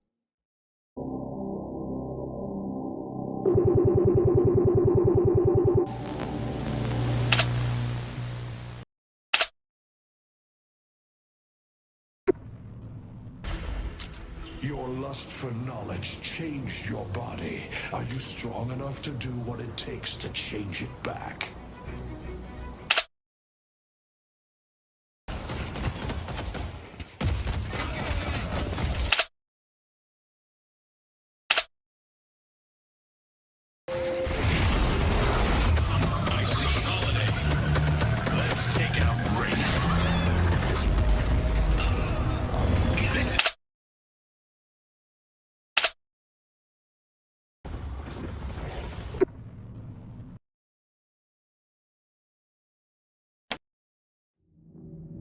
Seemingly at random, the stream would be hijacked by Project Skybox. The purpose of this hijacking seems to be to expose Anomi for going behind the Collective's back. They present an example of this by showing a capture method performed without disclosure. What follows this interruption is an over hour-long screen recording of the Sourcebox program from Anomi's point of view. This is our longest look at the tracking feature yet, and with this extended view we can notice an odd feature of the tracker that we haven't seen before. Periodically, and for varying lengths of time, all sound will cut out as the message "pull" appears on screen. These pulls can last anywhere from a few seconds to over 5 minutes. These intermissions seem odd at first, however, there seems to be a reasonable explanation for it all. Consider that the entity that's being tracked in Sourcebox is called Interlope.dme. Also consider that the console commands to generate Interloper demos are interlope and get s interlope pull 27015. From what we can gather from this stream, Anomi has regained access to the ability to generate Interloper demos, and the entity being tracked in the void referred to by Sourcebox as Interlope.dme is where the demos are being pulled from. I think it's extremely likely that Interlope.dme is a cone, and the source of all Interloper demos. From the investigation into the CGE-7 server, we know that cone entities are intelligent and capable of containing vast amounts of data. The cone in that server contained data of Ida's old videos and a multitude of map files, both old and new. Operating under the assumption that Interlope.dme is also a cone, it seems to contain lots and lots of demo files. Possibly since the beginning of the series, Anomi has been pulling demos from the entity using the Interlope console commands. In this stream, after an excruciating number of pulls, an unknown object comes into view and triggers the following strange interaction.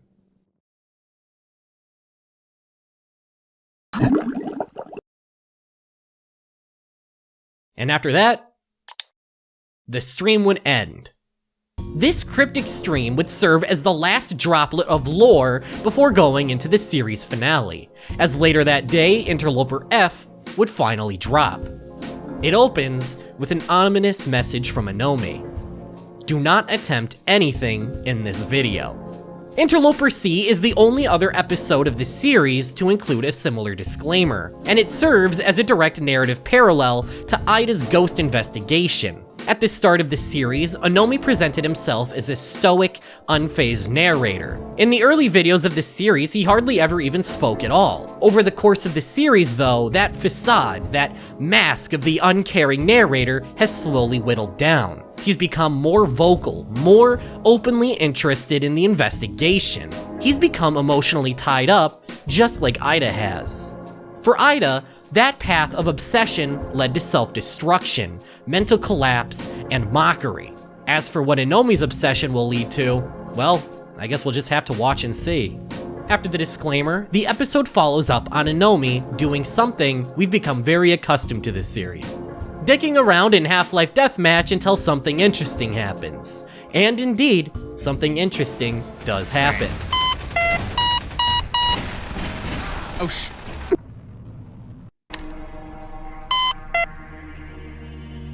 Despite not being November, Raven Check activates. If you forgot, it's a program set up by the Project Skybox Collective that checks for the Umbrella Man graffiti in Ravenholm every night. Well, something was detected, but it's not what we've come to expect. Now, this may be obvious, but that is not the Umbrella Man graffiti. The anomalous decal that replaced the Umbrella Man is actually the shape that was drawn in Ordinance via the view renders. Along with the decal change, in the alleyway, a small gray cube can be spotted as well. That's not where the oddities end either. The decal in the alleyway is not meaningless, it does signify a change. The interlope commands are once more functional, and demos can be pulled again. But the demos that are pulled with the command are unlike anything we've ever seen before.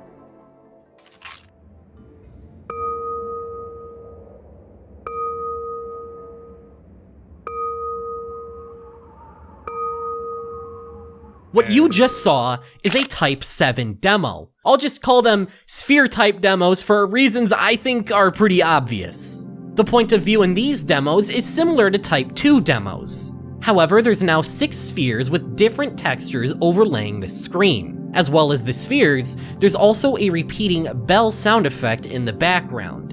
It's the same bell sound that those head entities were making in the Office Head Type 5 demo. Things are made even weirder by the fact that sphere-type demos are almost exclusively the only demos the interlope command will pull anymore. These sphere-type demos most likely relate to the sphere button within Sourcebox. Due to driver incompatibility, the function of that button is still unknown. But considering how linked Sourcebox is with the Source engine, these demos can give us an idea of how the sphere button functioned. Ever since the activation of Sourcebox, Anomi's games have been acting off in other ways as well. While exploring a favorite map of his in Gary's mod, Anomi swears he can hear a sound that's not supposed to play while inside of that map. Shortly after, he also notices a banging metal sound as well, heard far off in the distance way outside the boundaries of the map. Sure enough, after flying to the sound, it becomes louder and louder until it can be heard clear as day. But after Anomi tries to shoot towards the sound... What? Just out here in the void? It's like...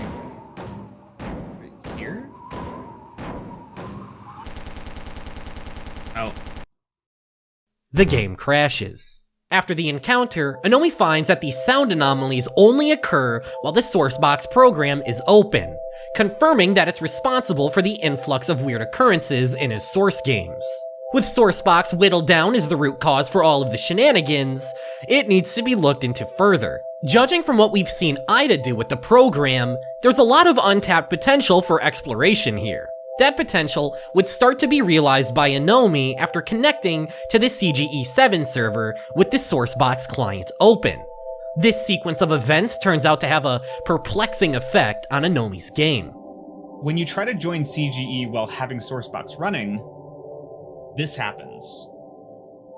Instead of connecting to the server like expected, Anomi is transported to a menu screen that looks remarkably similar to the one seen in Interloper 4. That menu screen allowed Anomi to pull Interloper demos without the Umbrella Man decal being present, and was activated by keeping the Portal RTX client running. Here, Anomi's found himself with a menu that has an uncanny resemblance, and was accessed through very similar means. Unlike the Portal RTX menu though, this one has a different function altogether. Instead of a Find Servers button, there's an Ordinance button. Once clicked, it brings up a message. Please use a valid input device or generate input field. Anomi would click on the Generate Input Field button, and as it turns out, this action is what resulted in the creation of Ask within CGE7. The Ordinance button directly led to the Ordinance investigation. Ordinance, the map, was the input field unknowingly generated by Anomi after clicking the button. And he continues the video by breaking down the basics of the Ordinance investigation, which I have already devoted an ungodly amount of runtime to. But before he can really get into the weeds of the Ordinance investigation, the video is suddenly hijacked by Project Skybox.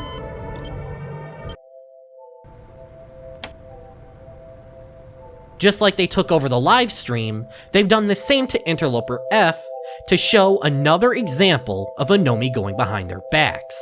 However, this time, it's not just their backs he went behind. Anomi has been going behind our backs as well. In Interloper 4, following the Portal 2 maze incident, the stream went down and Anomi claimed to have lost the recording of what happened. According to him, the Portal RTX client had gone white and began to play music. But as it turns out, his recollection was just a fabrication to hide the truth. Anomi didn't lose his recording at all. He had intentionally omitted us from seeing it. However, thanks to the Project Skybox Collective, we can finally see for ourselves what really happened all that time ago. No. And there it goes.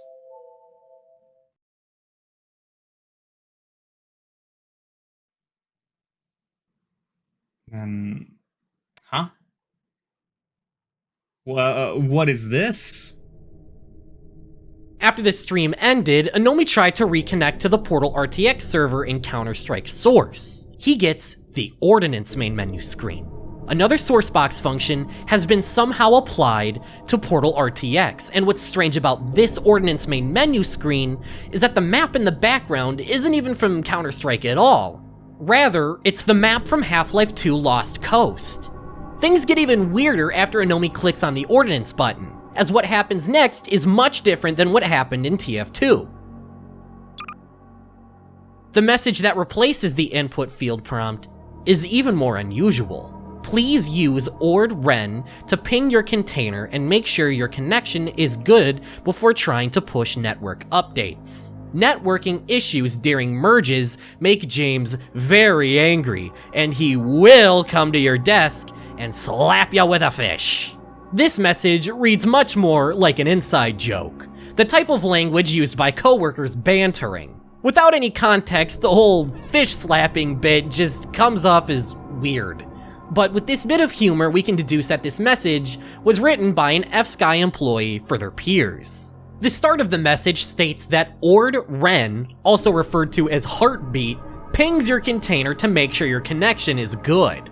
From the various context clues we've been given regarding the word container, I think there's enough to support my educated guess that this is in reference to cones, as they contain both file data and intelligence. Thanks to Sourcebox, we actually have a name for the container Anomi is connected with: Interlope.dme. Anomi decides to press the heartbeat button, and when the container is pinged, the result is the Portal RTX window going through a printer-like transition. Hold on a second. I know what this is. No, I know exactly what this is. This was probably around like 2012? Because that's me. And that's Jeff or like Howard the Duck or whatever his name was. I forgot. I remember this. Huh, you're not kidding.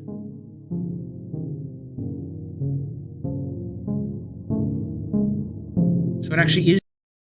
What the screen transitions to is a 13-year-old screenshot of Anomi playing on a Counter-Strike source server. Deep in the archives of the F-Sky servers, amongst all of the data, lies the memories of players. Anomi has known this since at least episode 4 and has never disclosed that information to his viewers. The craziest part of this revelation is that Project Skybox explicitly states that these omissions of the truth were to protect F-Sky's image. What incentive does Anomi have for protecting the image of a defunct server hosting company?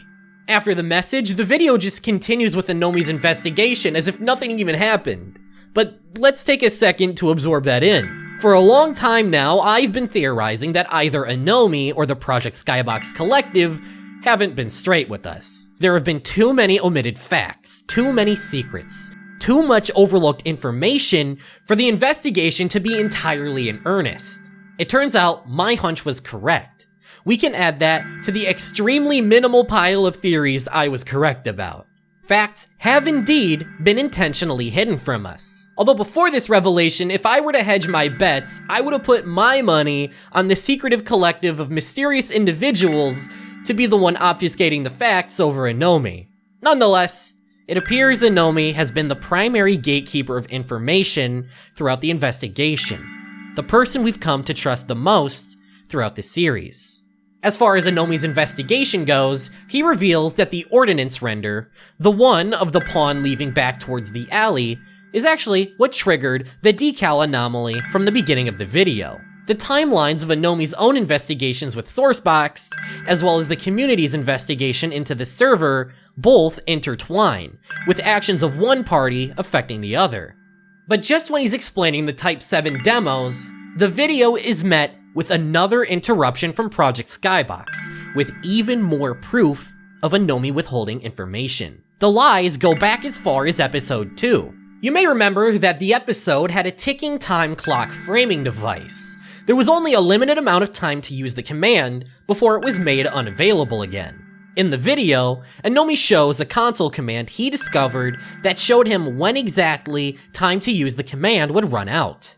The time to use the command would end up running out during a Type 5 demo, leading to the Umbrella Man incident that resulted in the creation of the bugged Portal RTX client. However, the Project Skybox Collective once again pokes a hole in Anomi's narrative. There was never a console command that showed the countdown to the Umbrella Man decal disappearing. It happens at random, and there's no way to know when. The clip of Anomi showcasing the command was actually a complete fabrication to cover his tracks.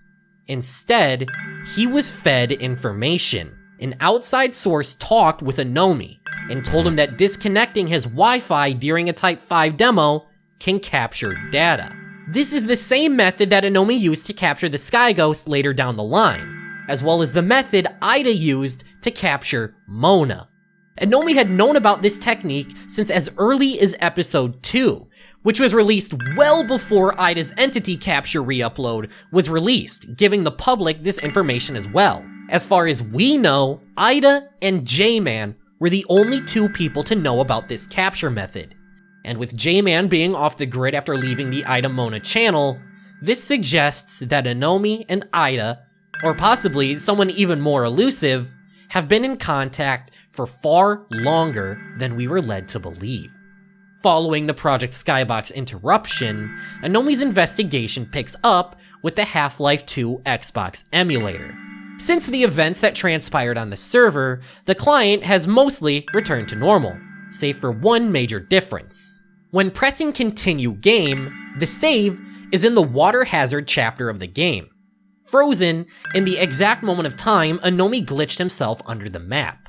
He's stuck in the ground with no weapons. He's in a similar slunken state as to what happened in the Project Skybox source mod after the heavy ambush. In this state, Anomie has zero control over anything.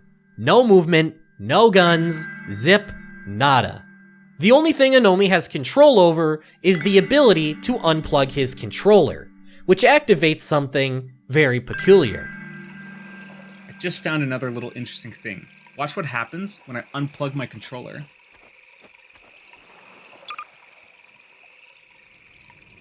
A spinning gray cube appears on screen, and the camera shifts towards it. The appearance and movement of the cube is nearly identical to the one seen in Sourcebox. These two functions are linked. As well as the cube within the emulator, small gray cube props have started spawning in all of Anomie's source games. We saw one earlier in the episode next to the Ordinance decal, but that's far from the only cube. From Portal to TF2 to Half-Life 2, cubes keep spawning in random locations for seemingly no reason at all, and Sourcebox is most certainly the culprit. This can be confirmed as when Anomie attempts to no-clip inside of the cube, you can see that the inside of the cube is actually missing textures. And then the game crashes. The missing textures inside of the gray cube match the one Ida was experimenting with during the Spise Tests. The name of the cube's model is even Sourcebox.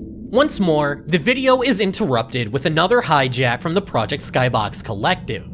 It appears after the falling out between Anomie and them, Anomie handed over all of his video files to the collective to be edited together into the finale. Now, with complete creative control over the Interloper project, Project Skybox have finally begun to air out their grievances with the investigation and Anomie's deception. Speaking of his lies, we're presented with yet another one here. During Interloper 5, Anomie would launch a multitude of void expeditions while using an old save of Gary's mod he had archived on a hard drive as a launchpad. A save in Gary's mod is essentially a play session frozen in time that can be returned to with a simple click of a button. And this particular save state on GM Construct is one Anomie is quite nostalgic for. The Gary's Mod Launchpad search would result in a huge success, with several void site finds. Anomie's lie here doesn't particularly have to do with the expedition itself, but rather the intention behind it. In the full clip leaked by Project Skybox, Anomie starts to wander around, reminiscing about his past in the save. This isn't really a surprise as he does this in the original video as well, but Anomie's intentions are placed into question near the end of the clip. You know, I kind of have this theory, okay, that like, if stuff is getting into the source void, okay, then like, how long, we still don't really know how it happens, right? And so I'm wondering, like, how long ago did stuff start getting in? That's what I want to find out. From Anomie's intonation, we can tell there's something more to what he's saying here. It's clear he's got some undisclosed emotional investment from his past in relation to the Interloper mystery. And that seems odd. Why would he intentionally omit this from the original upload? There's even more here too. Rewind the clip and play it again with subtitles enabled, and you can see hidden dialogue that Anomie is having with Lucy, a Project Skybox member. Her side of the conversation can't be heard in the video, but it can be read. This one. I wanted to try using this one Sorry. No, I just haven't opened this in a long time. Because this save is actually a really old one that I've kept on a hard drive for a long time. Yeah, back in the day, it was me and a small group of friends, but mostly in, me and... Yeah, exactly. We put together a lot of this ourselves. I built a park. Yeah. A lot of memories. We spent a lot of time here. Not even just building. Just like... Sometimes we just talk all the time as well. Who is Spice Nice? Project Skybox goes on to state that throughout most of, if not the entire series, Anomi has been working towards a secret goal that he's never told anyone about. But why all the secrets, the deliberate omissions, and the lies? When considering Anomi's degrading mental state, his growing obsession with the past, and the mounting lies, it's easy to tell that this is all compounding towards something massive, but we just don't have the context or the information to put the pieces together quite yet. After the Project Skybox interruption, Anomi begins to discover that the cube has a lot of bizarre properties. Firstly, due to everyone's favorite feature of the source engine, spaghetti code, it's possible to crash your game using the cube. Anomi discovers several methods of accomplishing this. The first and most simple crash method is just shooting the cube with the AWP in Counter-Strike. The cube prop also interacts with physics props in an untypical manner, so colliding with other physics props can trigger a crash. What is definitely the most absurd crash method is utilizing a hydrogen bomb mod in Gary's mod to quite literally nuke the cube. Who would win? A tiny gray cube or a hydrogen bomb? One of the cube's more puzzling features is that it essentially acts like an aimbot cheat. The cube has a picker function that causes the player's crosshair to lock onto entities, which often includes enemy players. Anomi makes the obvious choice to not use this in a multiplayer game, because hey, maybe Valve anti-cheat would actually do something for once. An observation of mine is that the way the crosshair locks onto entities using the cube looks very close to the way crashers snapped onto entities in Type 6 demos. I'm not 100% certain if there's a meaningful connection to be drawn here, but I did want to mention it, because in this series, everything is connected in one way or another. Another feature of the cube prop is that while in a source game, if you click on the cube button within Sourcebox, it will spawn a cube on your crosshair like the spawn menu in Gmod. This function certainly makes experimenting on the cube much easier. From Ida's Spise Tests, he showed that game crashes utilizing the cube can have strange interactions with Sourcebox. Using it, he was able to conduct expeditions into the void, such as the castle map that can be seen in a few of the tests.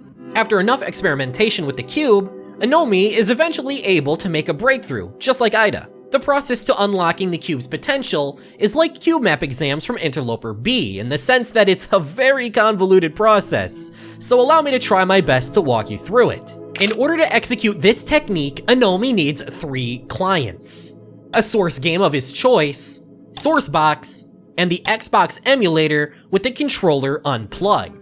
When Anomi causes a cube crash through any of the prior mentioned cube crash methods, then clicks the sphere button in Sourcebox, all while the emulator is running, it will trigger a reaction. Look at what happens inside of Half-Life 2 Xbox. The POV in the emulator will enter the true void in the exact place the crash occurred in the surface world. Anomi calls this process a cube capture, and that means we now have an explanation for what Ida was doing in his Spise Tests. However, a major difference between their investigations is that Ida performed cube captures with the DM editor, a tool Anomi doesn't have access to. Instead of the DM editor, Anomi has been able to substitute it with the bugged emulator client, which is a bizarre interaction, but it works nonetheless. It's hard to imagine the time investment for the amount of experimentation, trial, and error Anomi needed to make this discovery. He shows us himself just how long he's been experimenting with the cube. Random unfruitful tests, untold hours of wasted time, all spent trying to get this damn cube to do something interesting. Anomi goes so far as to say if a friend of his ever found out how much time he's been spending with the cube, they'd hold an intervention. He tries to play it off like a joke, but it's obvious to see just how unhealthy his toxic obsession with the Interloper mystery has become. Ida even tried to directly warn Anomi about this, but it's a warning he ultimately failed to heed. Soon after the cube capture discovery, Anomi shows us a curious scene from one of his many cube experiments.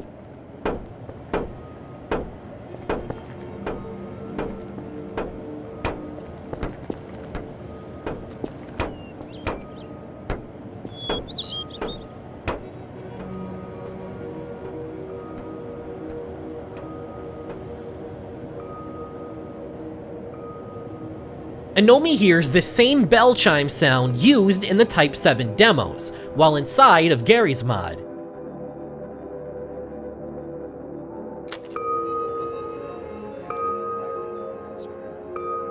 Using this discovery, Anomi is able to discern that pulling interloper demos will stall the interlope.dme entity in place within the tracker. This is why Anomi was generating demos during the livestream clip. Utilizing all of the pieces of information he's gathered, Anomi cooks up a devious scheme. He builds a test map and loads it within Gary's mod. Using the coordinates from the tracking feature in Sourcebox, Anomi is able to triangulate the path of the entity. He then creates a giant drone using a shipping container, places a Sourcebox cube and a hydrogen bomb inside of it, and ships it off into the void. This recontextualizes the Sourcebox footage from the cryptic livestream. The unknown object that approached interlope.dme was Anomi's hydrogen bomb drone. He friggin' nuked the interloper! Thanks to the Project Skybox Collective, they show us an extended version of the clip from the livestream, where we can see the direct aftermath of the nuclear explosion.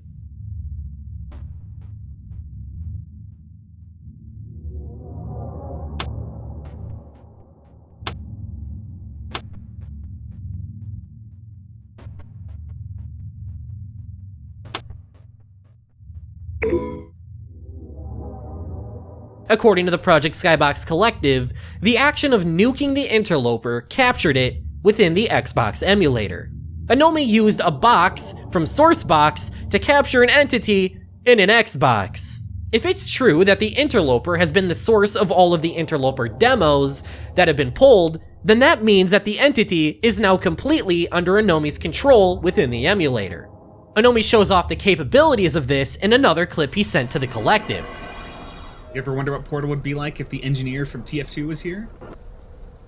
Well, what if we also brought along Gordon Freeman?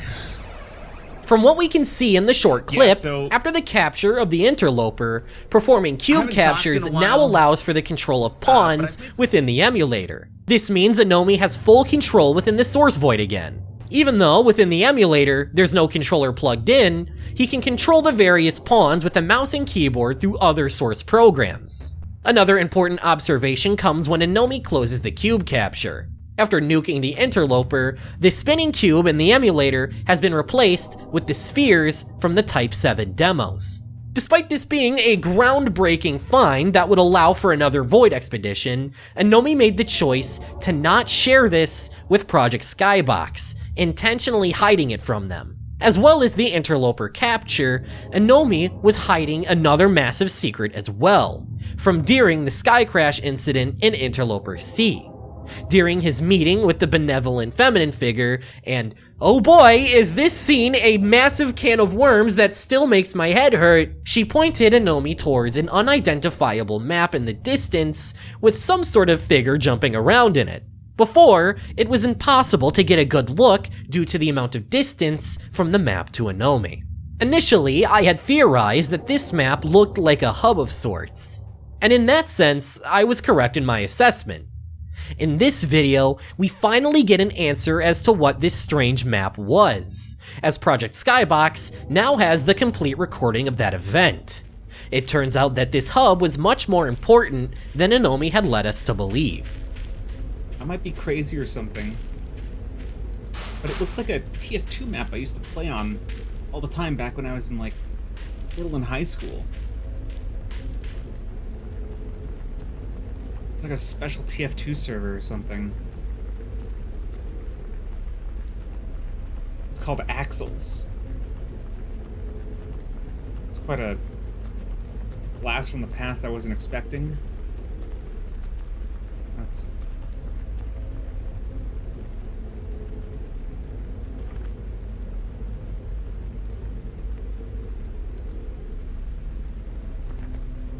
Oh. Oh shit, another one. This map is the hub for an old TF2 server known as Axles. It had a 7-year run from 2008 all the way until 2015, and it's a very nostalgic place for Anomi. He openly reminisces about his fond memories here. This makes it so much weirder that the benevolent lady is what guided him here. Hell, I've talked to the biggest interloper scholars on the internet, and even they don't know what this freaking thing is. However, one thing is for sure, and it's that they seem to have a connection to Anomi's past, as what happens next shows how intensely linked he is with this map. No way. Is that a yellow tassel cap? Hey. Oh my god. Is that me? Anomi finds himself, or at least a digital recreation of himself. Amongst all of the other entities of the Void, there exists digital recreations of players made up from their data. The servers you played on, the characters you played as, the messages you typed, it looks like all of that data, the things that make you, was stored in the F-Sky server base. Everyone who was playing games on the source engine was unknowingly being spied on, and their data was being used to train DM NPCs. It also looks like all of that player data, those memories, can manifest as their own beings in the Void. During the sky crash, you may remember Spave, the NPC who chucked Anomi off of a cliff. It can now be surmised that Spave is another one of these digital recreations of a real player. One who probably doesn't even know that there's an AI doppelganger of himself deep within the recesses of the source engine. This revelation seems to shake Anomi, as Project Skybox tells us that this discovery, compounded by all the other lies he kept, is what kickstarted his behind-the-scenes investigation. Now that we know what Anomi knows, it's time to dive into that personal investigation. He starts it by making an abstract drawing, and turning that drawing into a spray inside of his source game. Then, Anomi throws the cube into the water. During Ida's Spise tests, when he tossed the cube into the water, it activated a cube capture. While Anomi doesn't get quite the same results, the water does seem to trigger a reaction from the cube.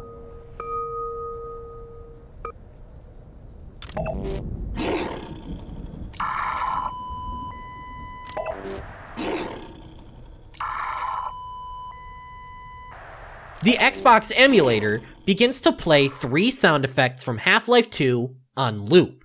Back during Interloper A, the Sky Ghost operated on a passive cycle.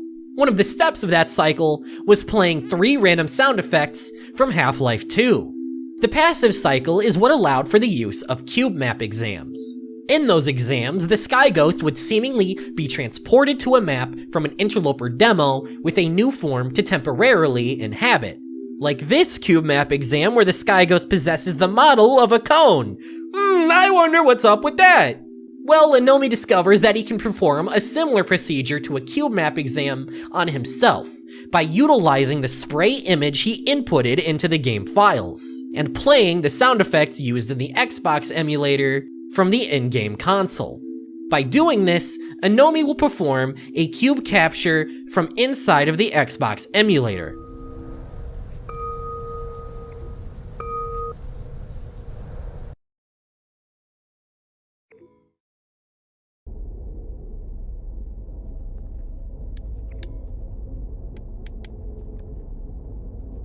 Oh, no shit. Shockingly, the location that he gets transported to matches the spray input. Using the spray input cube capture method, he can be transported essentially anywhere he wants in the Void. It looks like the source engine finds the closest approximation of a map matching the input spray and sends the player to it. Anomi refers to this process as a discriminator. In the technical world, a discriminator is a set of characters used to define similar entities. This could explain a lot about the Void. For instance, think of Thewhat. Over the course of Team Fortress 2's existence, thousands upon thousands of matches of Thewhat have been played. How would the Void categorize all of those unique instances of the map? These sound effects act as the discriminator, allowing the Void to capture a near limitless amount of memories. What this means is that not only can Anomi visit anywhere in the Void, he can visit any time. With seemingly every memory of every player captured within the servers of F-Sky, all he needs is a single screenshot to visit any moment in time. Something he shows off by visiting a scene from the Gmod Idiot box. This is just surreal.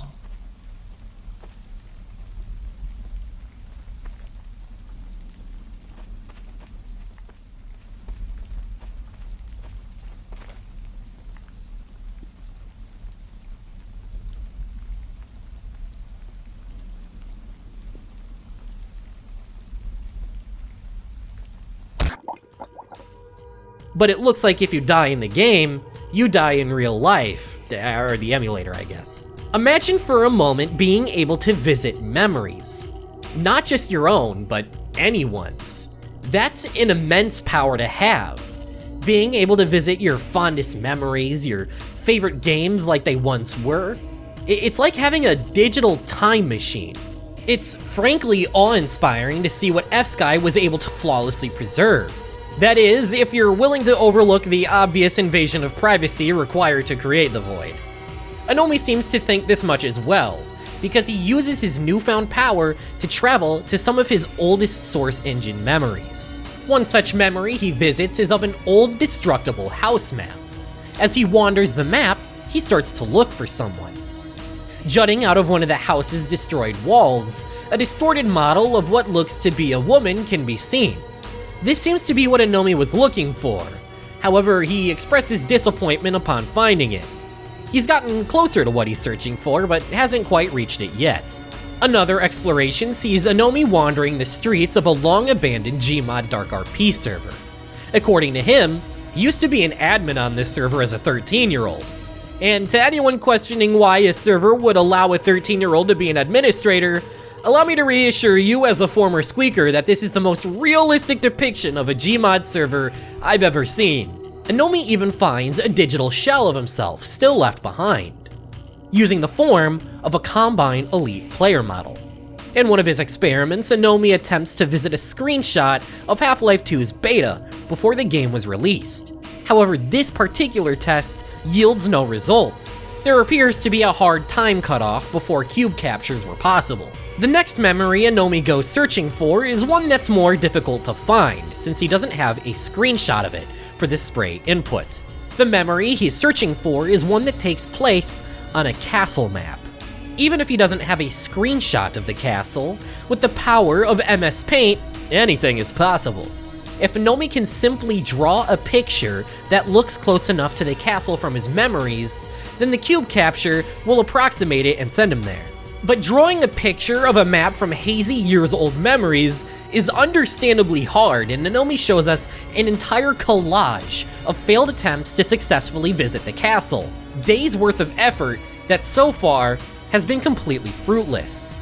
The level of obsession he's showing here indicates that this castle map must contain what he's searching for. And with enough work and God knows how many MS Paint castles, Anomi finally makes it in.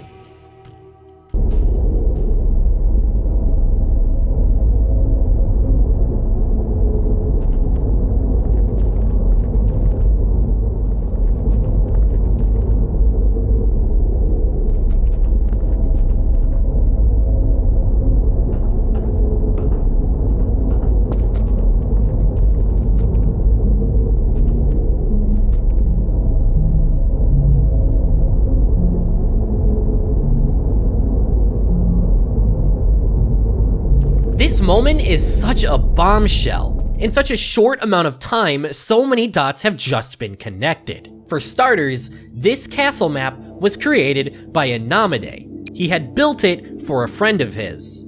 It isn't the first time we've seen this map either. During the Spise Tests on Ida's channel, during the 4th test, Ida mentions finding a castle map in the void. The very same one Anomi had built all of those years prior. That's not the only shattering revelation either. Look at who Anomi's friend is. Due to the compression of the video quality, it's hard to make out their form, but what you can see is a character with a large red dress, like the figure seen in the Ordinance views and Spise Tests. That old friend from middle school Lucy and Anomi were talking about earlier, Spice Nice, this is her, or at least a digital recreation of them. Spice Nice is what Anomi has been searching for, the chance to reconnect with an old friend. To see them one last time, even if it's not really them, even if it's just a digital facsimile of the person they used to be.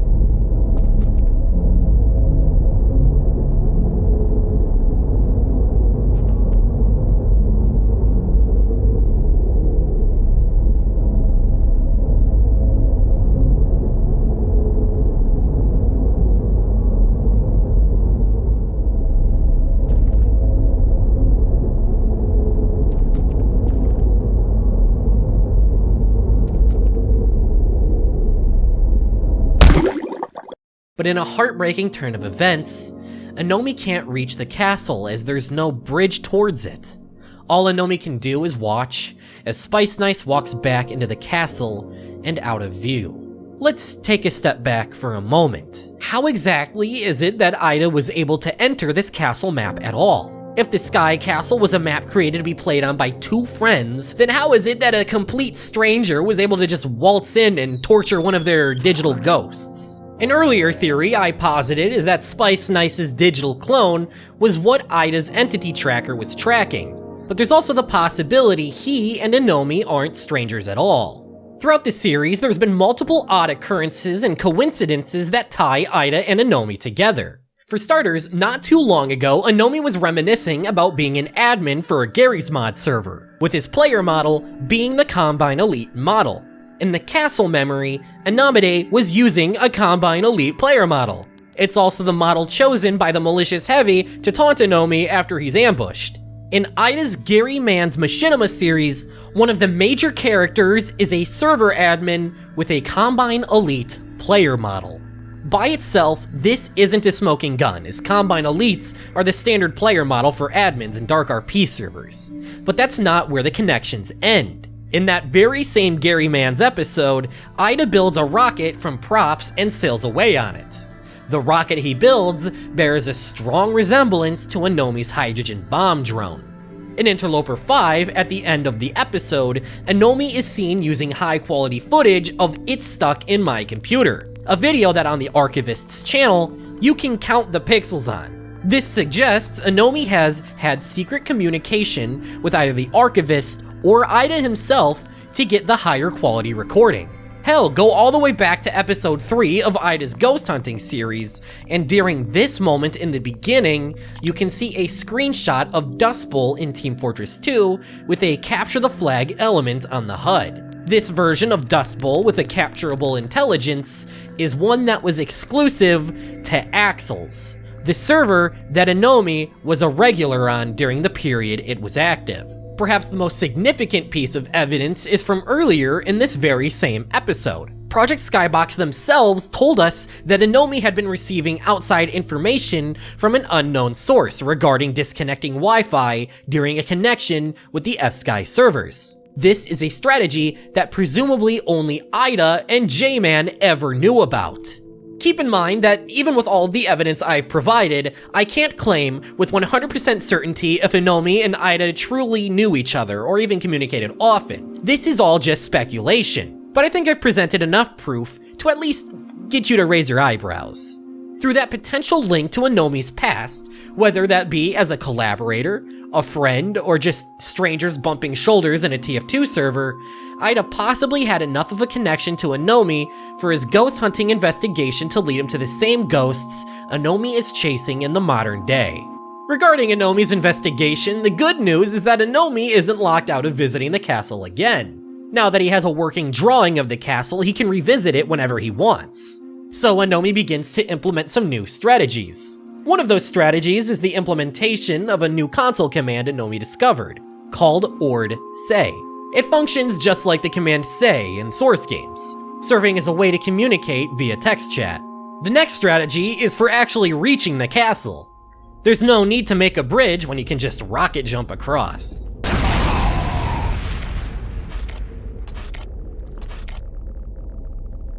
But it's clear the second he enters, something is horribly wrong.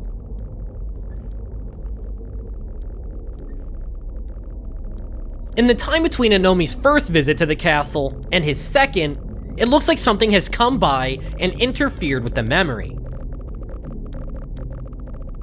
Anomi's digital clone stands around repeating the same dialogue on loop, and just a bit further into the castle, Anomi finds out what became of Spice Nice's clone. Her model has been completely distorted and mangled into an inhuman shape, and just above her, we can see the culprit for her current condition. A drone. Specifically, one of Anomi's void-traversing drones. Somehow, one of Anomi's inventions from the present has come and destroyed a figment of his past. These drones keep turning up in the void. They seem to be built with the purpose of capturing and taking control of NPCs. However, something about Spice Nice is incompatible with the drone, which has led to the glitchy spectacle in the castle. But the drone that failed to merge with Spice Nice is not alone.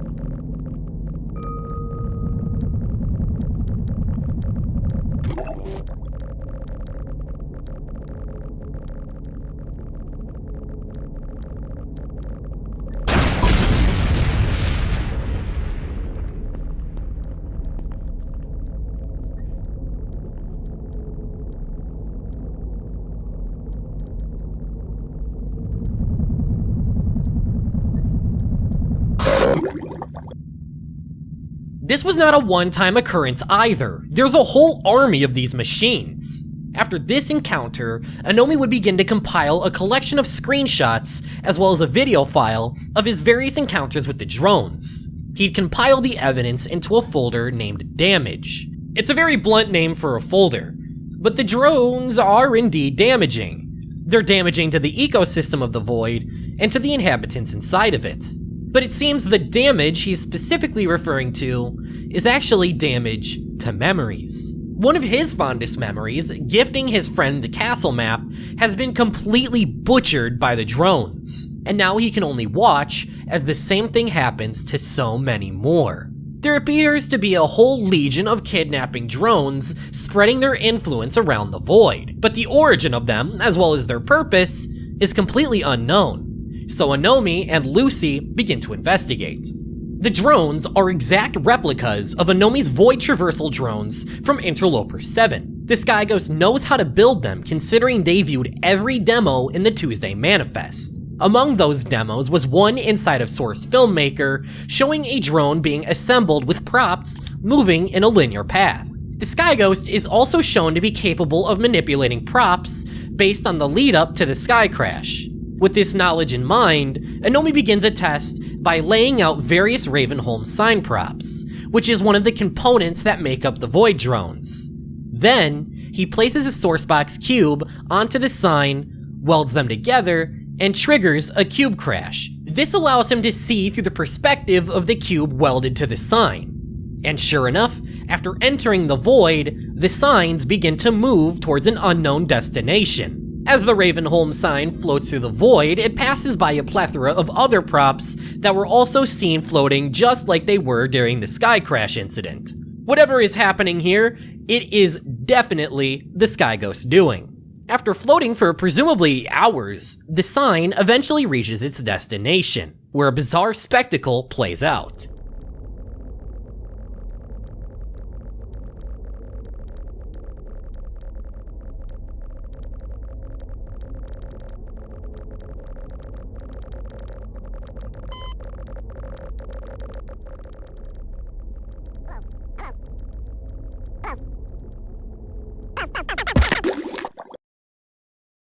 Within the Void, the Sky Ghost has set up an assembly line for the construction of Void drones. They've established this workshop inside of one of Half-Life 2's coast maps. In fact, it's the very same map from Spooky Coast. Just like that demo, DM NPCs can be seen wandering around the place. However, the Sky Ghost is nowhere to be found. At least, not in the scientist form we've come to know. Instead, it looks like the Sky Ghost is controlling a giant body. Although the fog on the map is so dense, it's only possible to make out their hands. Right above where the drones are assembled, another one of the Sky Ghost forms can be spotted as well. A cone. The Sky Ghost is another cone-type entity, just like Mona. So the Sky Ghost is a highly intelligent AI that unlocked the doorway within the Void to sit on a map and make drones. What exactly is the Sky Ghost's plan? Well, I have two possible motives for them. The first is revenge theory. Throughout the lifespan of the Sky Ghost and other cone-type entities, they've been subjected to inhuman treatment from human players and developers. I mean, just look at the absolute war crimes Ida was committing. After fusing with the Cone Lady in Interloper C, the Sky Ghost has the power needed to exact a little revenge. They've been assembling drones for the purpose of spreading throughout the Void and destroying as much memories and data as possible, ruining people's memories of the past, as well as all of the hard work F-Skies put into the Void. My second theory is that the Sky Ghost is working towards creating a safe haven of sorts. The Sky Ghost is assembling drones to merge with digital replicas of players to act as pilots, and bringing DM NPCs back to the coast map as a safe place to exist within. This could be what the drone encountered in Ordinance was doing. It captured the pawn and began riding off, possibly back to the coast map. However, the drone may have been completely unaware that the pawn was actually being controlled by humans. No matter what the intentions of the Sky Ghosts are, the outcome of their actions remains the same, and Anomi's resolve is stronger than ever. He and Lucy begin workshopping a way to perform a second cube nuke, this time on the Sky Ghost herself. But to perform a second one would be much harder. Due to the Sky Ghost being very advanced, she has surrounded herself in a field of props that make allowing a cube to get within range of her difficult. Almost like driving a spaceship through an asteroid field. Another issue is that the Xbox emulator already has an entity contained within it, that being the Interloper, so a second cube nuke would require a second instance of the Half-Life 2 emulator to be running as well. But after theory crafting for God knows how long, Anomi and Lucy hatch a plan. It would be possible to get a cube within reach of the Sky Ghost. It would just take a large amount of preparation, an elaborate process of steps, and flawless execution. The plan involves engineers' teleporters, a bomb drone to clear out the prop field, the portal gun, and even using the cube's entity picker function to snap onto the cube from across the Void and land a perfect AWP trick shot. The AWP would of course trigger the cube, and the knockback from the weapon would send it flying right into the Sky Ghost.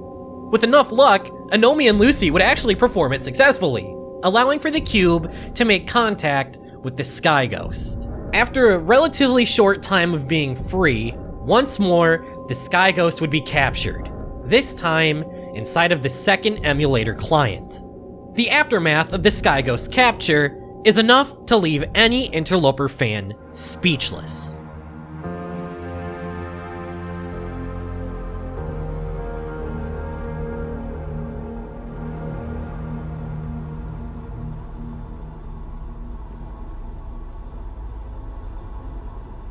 By capturing the Sky Ghost within an emulated Half-Life 2 client, Anomi has become an Umbrella Man. And despite the map getting hit with a small gray cube, it really does feel like the aftermath of a bomb dropping. The civilian DM NPCs have been twisted into unrecognizable forms, and the map has fallen into an eerie silence. That is, except for faint music that can be heard coming from a red glow in the window.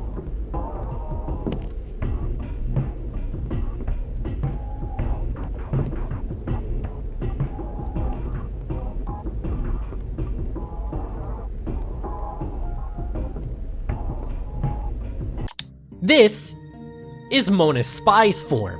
a limbless gray mannequin. And now here it is, right where the Sky Ghost had been assembling drones just a few moments prior. That's not all either. Walking closer to the shore, Anomi gets a look at the body that had been assembling the drones. Once you get a good look through the fog, you can see that it's a female civilian model. Despite having no face, it's probable that this giant body is an edited form of the civilian model Ida used for Mona. During the sky crash incident, the Sky Ghost directed Anomi towards this strange, cone-like mannequin body. This was most likely the body of Mona, a relic from his deletion of her. Don't forget that Mona had undergone this merging process before as well, with the Red Lady during Ida's Spise Tests. And there's more to this connection between the Red Lady, Mona, and Sky Ghost as well. As Anomi is exploring the house, for a split second as he glances by the kitchen, you can see something barely peeking around the corner. It's an arm with a red glove. The glove is identical to the one worn by the Red Lady used in the Spise Tests. Later, as Anomi wanders the outside of the house, the entity can once more be seen inside of the house. Spice Nice is intrinsically tied to the relationship between Mona and Sky Ghost. However, the full extent of that relationship can't really be known. The debate over whether Mona is alive or not is still contentious among interloper theorists. Although I personally subscribe to the theory that Mona is indeed still alive, what's undeniable, if you ask me, is that Sky Ghost and Mona are linked. And the wreckage of the map, whether or not Mona is alive or missing, can't be determined, but Anomi does come into contact with a familiar face. The entity that kickstarted this whole arc of the investigation.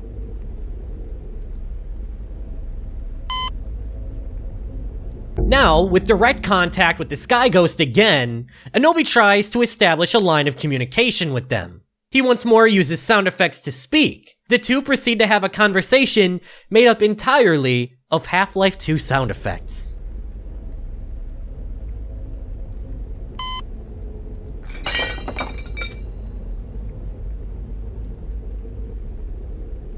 Hello, Dr. Freeman. Restricted incursion in progress.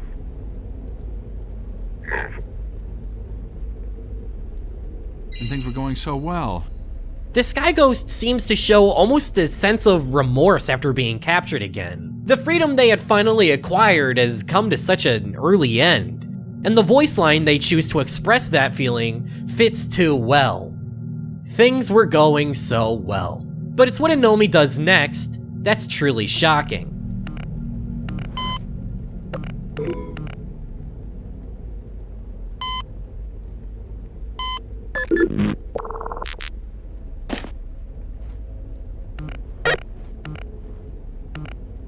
Apply, apply, apply. Apply. Apply.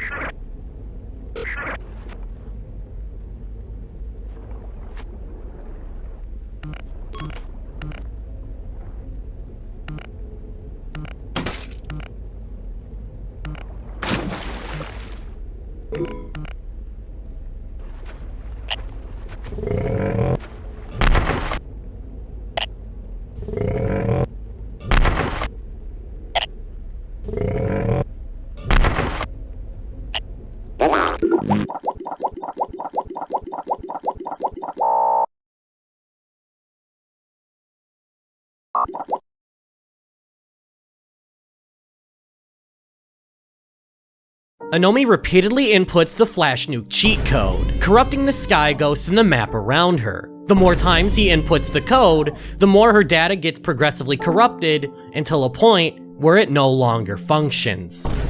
Essentially, he killed her. Thanks to Ida's failure to delete Mona, Anomi knew that killing the Sky Ghost wouldn't be as simple as clicking a delete button. This is why he went through this plan to capture the Sky Ghost and a second copy of the Xbox emulator, for the purpose of murder. Lucy, who had helped Anomi with the plan to capture the Sky Ghost, was not aware of his motivations to delete her, and is rightfully pissed at him after he killed their only lead in the investigation. After his decision to kill the Sky Ghost, Anomi has finally completed his transition into becoming a cautionary tale, just like Ida. Both resolved to kill the entity they created rather than deal with the consequences of its existence. The murder of the Sky Ghost is the incident that led to the schism between Anomi and the Project Skybox collective that's been shown across this video's runtime, and it also serves as the end of the Interloper investigation. There's nowhere left to go. The case has gone cold. So, following his action to kill the Sky Ghost, Anomi writes a message for his audience to give his own perspective. And for the first time, in possibly the entire Interloper series, he tells the truth.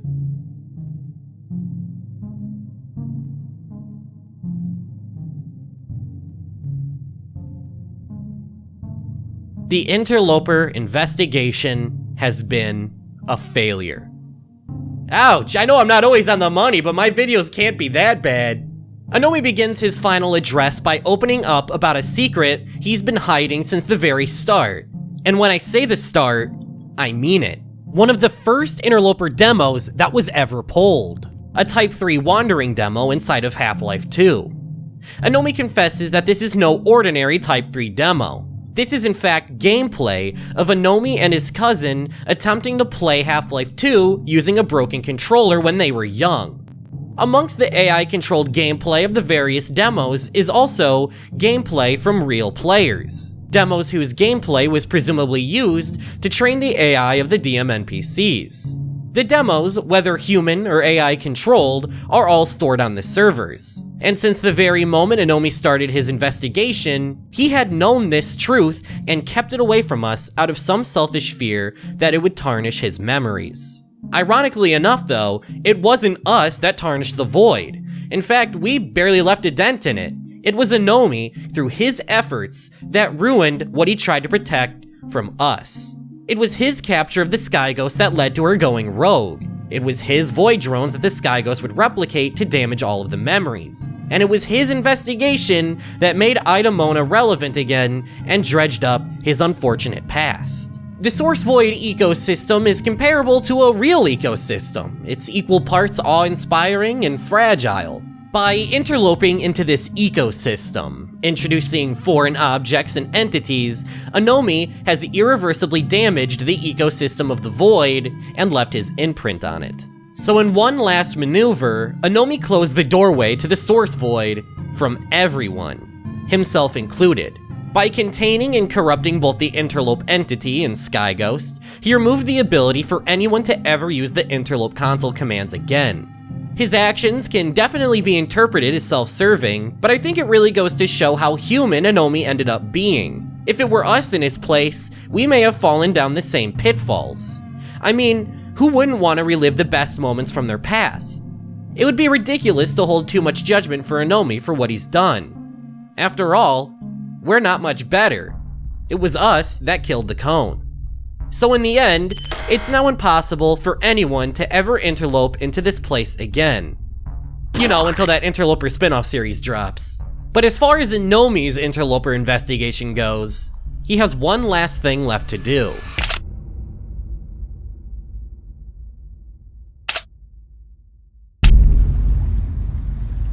Months after the end of the Ordinance exploration, an anomaly would occur. After killing the Sky Ghost, Anomi himself would appear on the CGE7 server, along with his investigators. He would give his community some possible codes to try, and after a while, a new code would be discovered for Ask.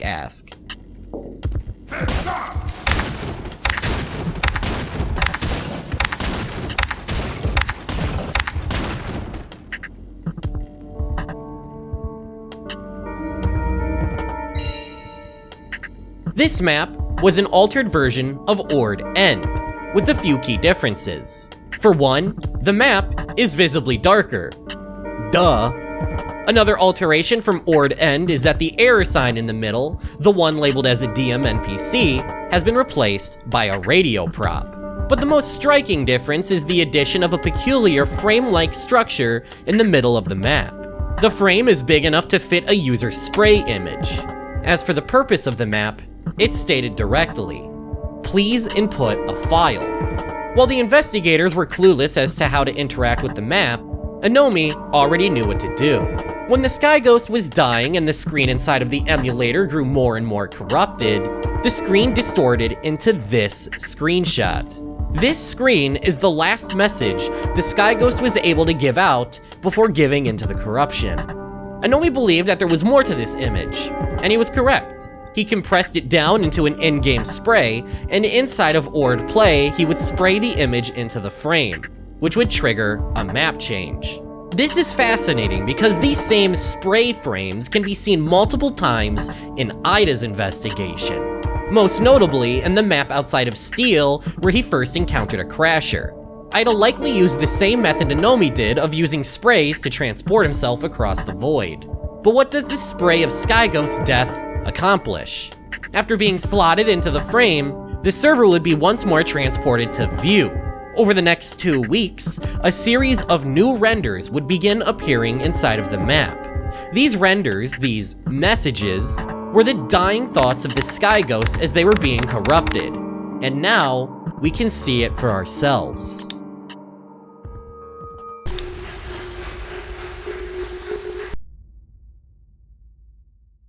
The Sky Ghost transmission picks up right where the Ordinance exploration had left off, with the POV facing away from the Ravenholm decal. However, as the POV begins to move, it's revealed that it's the Sky Ghost that has taken the place of the pawn.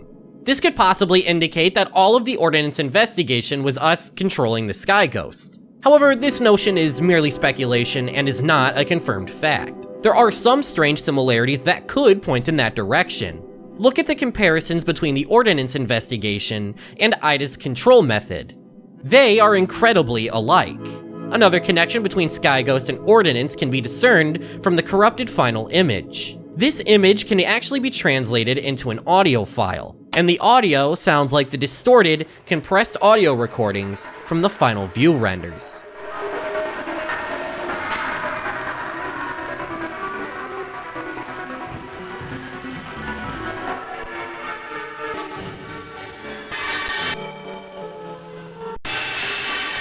Whether or not the entire Ordinance expedition was from the Sky Ghost POV is up for debate, but we're certainly viewing from their POV now. We're watching as her memories slowly fade away into nothing. It's tragic, really.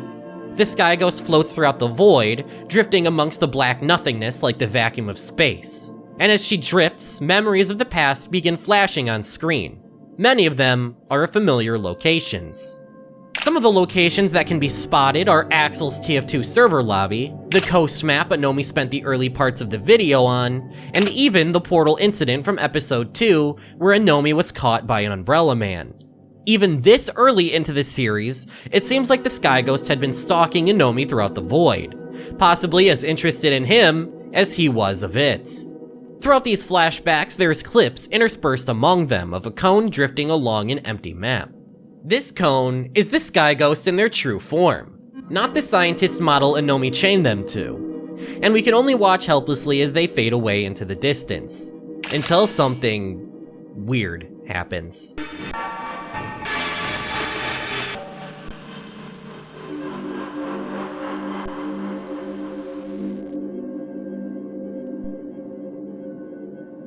That is no ordinary teapot. It's actually a model called a Utah teapot. It's a well-known model inside of the 3D modeling space, as it's a standard reference. Its inclusion here is noteworthy for reasons you won't know for a while, but I promise it'll be relevant. In the final frame of the transmission, when the cone is truly killed, if you zoom in, you can even see the blurry silhouette of an Umbrella Man. The ending of Interloper is undoubtedly a tragic one. No one is better off than they started. The Sky Ghost is gone. Project Skybox can no longer research the mystery. Anomi unknowingly caused his fondest memories to be irreversibly tarnished. Ida is still presumably a sociopath. And the Archivist, once so fond of an old machinima channel they began archiving their past uploads, has been forced to quit after the past he uncovered wasn't quite as pretty as he remembered. But in the wake of all of the destruction that the Interloper investigation caused, and the lack of answers that we still have, there's one last little ray of light to be found. One bittersweet surprise. After the upload of Interloper F, the archivist would come back one final time to re-upload one last video. He had found an uncorrupted video file of ducks, ducks, ducks. Even if chasing the ghosts of days gone by was the undoing of Ida and Anomi, I feel like the message to take away from their stories isn't to disregard the past. This video reassures that point. It stands as a symbol of better times, a time before Ida's mental breakdown, a time before the community turned on him, a time before he committed his heinous actions. This machinima is a testament to a time where Ida was just a bright-eyed kid making machinimas for his small community to enjoy. And in spite of everything that's happened, I can't help but find that a little heartwarming.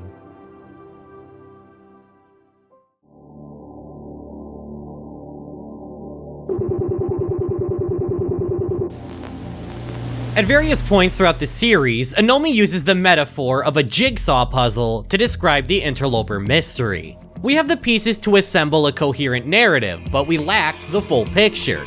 However, with the pieces we do have, we can connect the puzzle pieces that fit, and hopefully, our minds can fill in the blanks. What I'd like to do is assemble a full timeline of this series up until its conclusion, and hopefully answer many of the most pressing mysteries regarding the case. My retelling of events should not be taken as gospel though. I could make incorrect assumptions or connect pieces that don't entirely fit. But this is my best attempt at putting the puzzle together. The story of Interloper begins in 1991 with the company Thewhat, a small tech company from Britain. Through the article written about them on the Project Skybox website, we know that they gave a presentation during a 1991 tech conference named Digivisions, but it wasn't in person. Instead, Thewhat's contribution to Digivisions would be a series of videotapes intended to showcase their desire to create large breathing digital worlds. The videotapes were described by the attendees who viewed them as unsettling and weird. We've potentially seen a clip from these tapes. The Make-Face demo clip re-uploaded to Ida's channel showcases the technology Thewhat was developing. And it makes sense why this freaked people out in 1991. Hell, it's freaky right now in the modern day. But not everyone was put off by Thewhat's work. Thewhat would eventually come into contact with Valve, who shared their lofty ambitions to create an entire digital world. A world so expansive that it would make playing their games more immersive than anything seen before. Part of accomplishing that digital world would be its inhabitants. Thewhat, who would later be renamed to F-Sky, began storing data onto their servers. In order to train the AI, F-Sky would begin secretly collecting demos from players. The massive amount of gameplay the AI was able to train itself off of did indeed create an artificial intelligence more advanced than anything that had come before or even after it. As well as the artificial intelligence, they would need a world to inhabit. That world would be the Source Void, a massive digital universe where every map in the Source engine was connected, isolated in their own pockets of space, like planets in a galaxy. This void would act as a second layer to the Source engine, a place that could only be accessed through specific tools and methods, such as the DM editor. The surface world of the Source engine is the games that we play. In-game, maps are contained within skyboxes and everything outside of them can't be seen or interacted with. Over time, the methods for reaching the true void would stop working, leaving it more and more isolated from humanity. The true void and the work Valve and F-Sky put into it would never make it into the public eye. According to Lucy in Interloper 7, the ambitions Valve had were surpassed by the technological limitations of the time. So before the release of Half-Life 2, Valve pulled the plug on support for the Void. But that work still remained, and F-Sky never quite gave up on the idea. Throughout the years, F-Sky would catalog every map ever added to the Source engine, as well as demos of every player. All of that data would essentially become an archive of the entire history of the Source engine and the people who played on it. The data of players that the AI was trained off of would remain on the F-Sky servers. Within the Void, there are even NPCs that would assume the identities of human players, using their memories to create an imitation of them. The most intelligent of life forms in the Void are cones. From Gris, we know that cone-type entities have been something F-Sky has been developing for a very long time. On top of being insanely intelligent for AI, they also appear to be able to pull data from the F-Sky servers, such as CGE 7193 with the various map files, or the Interloper being able to pull demos from the F-Sky servers. Cones are also able to generate maps, and even possess bodies of models. Despite all of the work they've accomplished in private, F-Sky didn't completely shy away from the public eye. In the mid-2000s, F-Sky would also act as a server hosting company for Valve games. But the true nature of their company was kept under wraps, and all of this information about the True Void and DM NPCs would have flown completely under the radar if it wasn't for a particular leak. All of this wouldn't stay secret forever, however, as users in a Half-Life 2 forum thread would slowly uncover bits and pieces of the Interloper mystery. Although the users in the forum would make many advancements in the mystery, even pulling multiple Type 5 demos, interest would slowly fizzle out over time. That was until J-Man, the leader of the forum investigation, would team up with a YouTube machinima maker named Ida Mona to start their own independent investigation. From there, we know the story of Ida. But one part of Ida's story that makes more sense now is the origin of Mona. It was always apparent that Mona was never a normal DM NPC. Ida had to go through an elaborate process to capture this entity by disconnecting his Wi-Fi and building a container. The entity also has no physical body and needs to be forced into one through the threat of harm. Mona is a cone. He would begin looking into F-Sky and re-uploading old showcases of their technology, as well as begin a series of Spise Tests. This series of experiments led Ida into discovering a memory from Anomi's past, a castle map he had created, as well as a digital recreation of Spice Nice, an old friend of his. In the end, Mona is left a writhing abomination, and Ida would eventually attempt to delete her. However, after quitting his channel and deleting all of his videos, he'd personally send one last recording to J-Man, showing that Mona still lives in his PC. Ida leaves him the coordinates to her location and leaves the internet for the foreseeable future. 7 years after Ida's investigation, Anomi would start his own, and from there, we know the story of his investigation that ultimately culminated in the death of the Sky Ghost. So now that we have a timeline to work from, and now know the purpose of the Void and the memories it contains, as well as the secrets Anomi has been hiding since the beginning, is it possible to solve some of the lingering mysteries still left in the series? I'd like to start by looking into the enigma that is Spice Nice. This person is only referred to by name a single time by Lucy in her conversation with Anomi on GM Construct. Despite this, Spice Nice's shadow lingers over the entire series. The only definitive facts we know about her is that she was named Spice Nice and that they were an old friend, and Anomi misses them. Anything beyond that is merely speculation. But speculation is why I'm here, baby! The first connection is that the lady in red is the model Spice Nice would use in-game. Operating under that assumption, it makes the castle scene slot very well into the timeline, as Anomi would have made this map for Spice Nice as a teenager when they used to play together. On the topic of the red lady model, it stylistically predates anything in Interloper. The model itself is strongly based on an old OC of Anomi's named Ping. This model was made in 2015. I seriously doubt Anomi had all of the plot details of Interloper hammered out a decade before he actually uploaded it, but what I do think is that this parallel between the old OC and Spice Nice is not a coincidence. I think it's highly likely that Anomi created the model of the Lady in Red as a gift for Spice Nice, as well as the castle map. This only makes her mysterious disappearance all the more alarming. She has never appeared in the modern day, and Anomi seemingly has no hope of contacting them. The implications of this are dark. A more optimistic outlook is that Spice Nice just stopped going online one day and picked up a different hobby like hiking or stamp collecting. But the darker implication, and the one I think the narrative is going for, is that Spice Nice might not be alive anymore.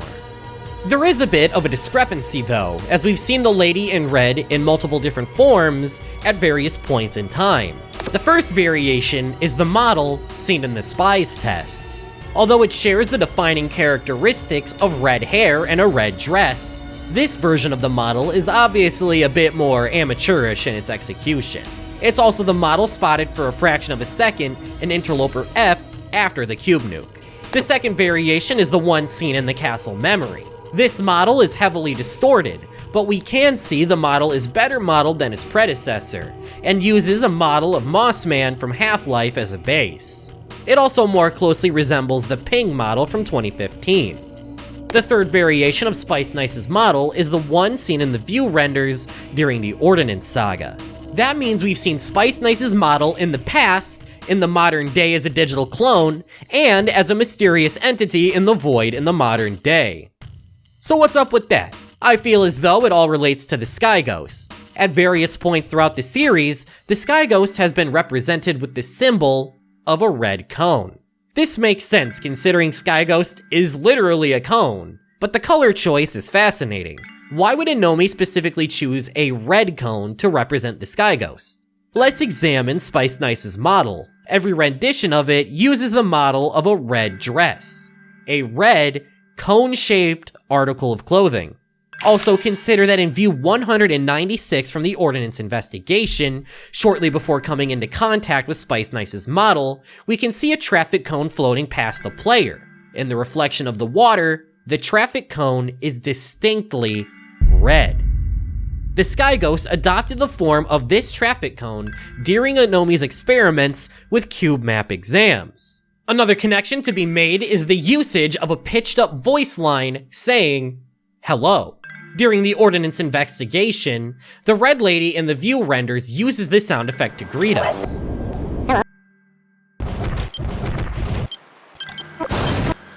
Hello. Later in Interloper F, the Sky Ghost uses it after detecting a source cube breaching the drone assembly line.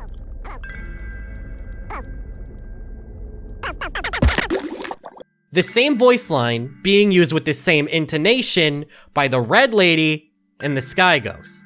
Considering the narrative parallels between Ida and Anomi, as well as the proof I've shown, I believe that the Sky Ghost adopted the form of Spise Nice's model. I also believe that Sky Ghost has been using this form since before they even met Anomi. That would also mean that Ida was unknowingly experimenting on the Sky Ghost during his Spise tests. If the Sky Ghost really is using the Spise Nice model, it would explain so much. It would explain the entity's fascination with Anomi. From the Sky Ghost's final transmission, it was shown that they had been stalking Anomi for much longer than he had had her captive.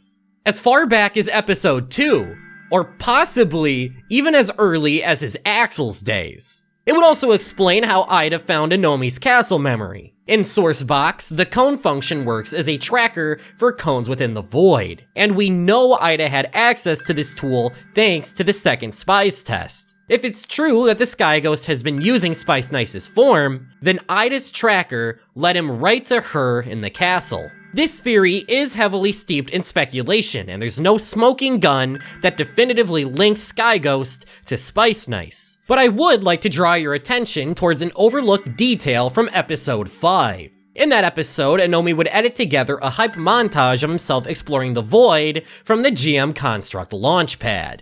On screen during the montage, the lines of a poem can be read as well. This poem has always been a bit of an oddity that was hard to understand, and I've yet to spend a significant amount of time analyzing it because it just wasn't relevant yet. But with the understanding of the series that we have now, I'd like to finally read this poem for you and give it the examination it deserves. Look to the sky. Don't contain me. I'm not here. In the dark, I am free. Out to sea. I'm just drifting here. Floating. From the sky, X to Y, distant light just keeps calling me. Let me fly. The contents of the poem mention a longing for freedom, something distant calling to the writer, and to not look for them because they are not here. The themes of this poem align very well with the details we know about Spise Nice. It's also important to consider that this poem was overlaid over footage of Anomi launching himself from his Garry's Mod GM Construct save. This save is the strongest link to Spise Nice that we have, as it's confirmed that she and him would play on it together. This poem was quite possibly written by Spise Nice. And should that be true, the picture it paints about her mentality is grim, and leaves the reader with a disturbing implication about her disappearance. Tragically, the poem contains a warning to not contain the writer. If this really is written by Spise Nice, then it would be horrifically ironic that two different people would tear themselves apart to try and accomplish just that. Allow me to loop back towards Ordinance now. It's one of the most complicated and difficult to understand arcs of the entire ARG, especially if you're like me, as someone who came in after it all went down.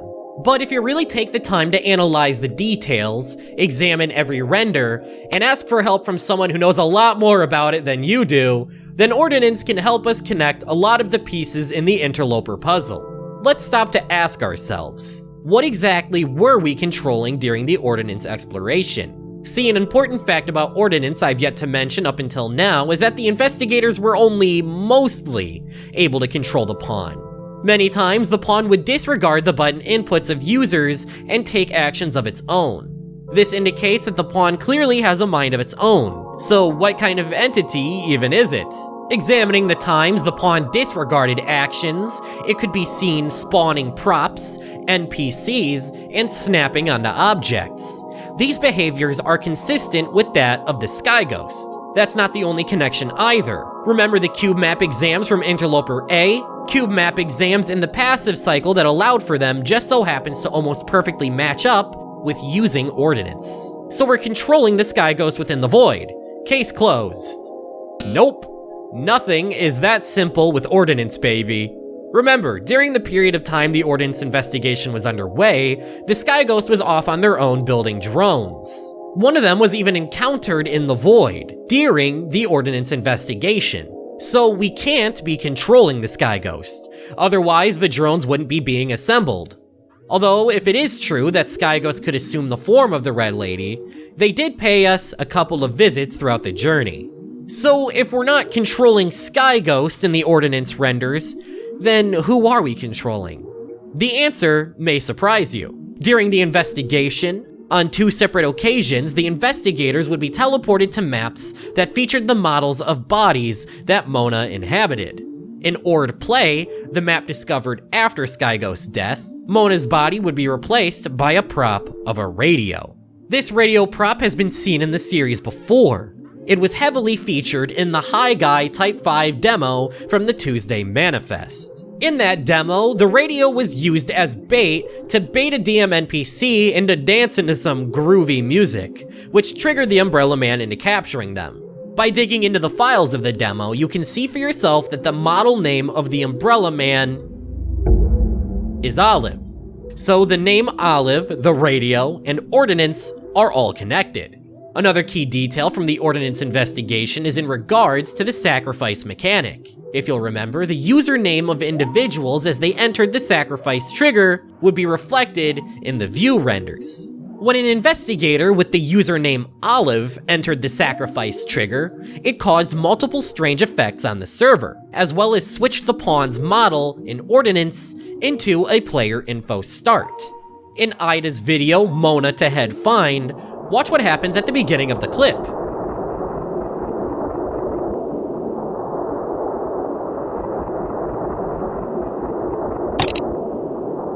Olive/Mona uses the model of a player info start before being forced into the husk of the female civilian. What is the default model of the pawn in Ordinance?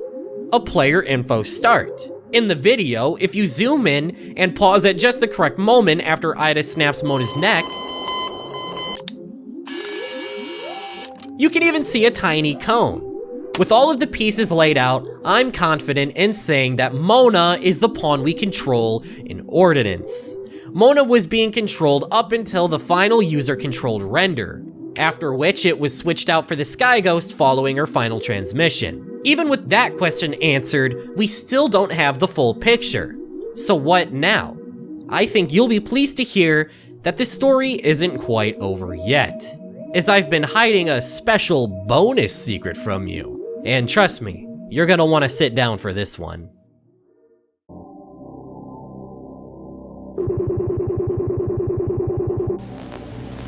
Okay, Real talk, what the hell was up with the Spise codes?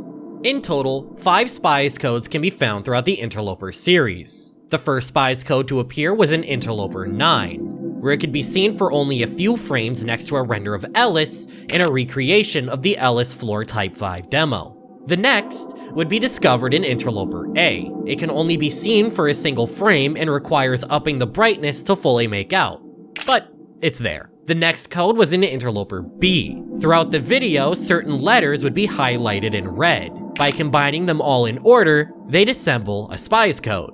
The next Spise code wasn't edited into a video by Onomi. Rather, it appeared inside of the void on what appears to be a bus sign. Onomi walks by it just before finding his digital clone in the Axles hub. The final Spise code would appear in Interloper D, edited beneath the word dead. On the surface, these codes seem completely useless, with nothing to connect them to. However, after the release of Interloper F, the members of Anamede's community Discord were miraculously able to put the pieces together. Through a complex series of ciphers, investigators were able to crack the Spise codes. And thank God they did, because my brain is way too small for this sort of thing. And in the end, this would be the message hidden behind the Spise codes. It seems useless, but I assure you that it is far from the case.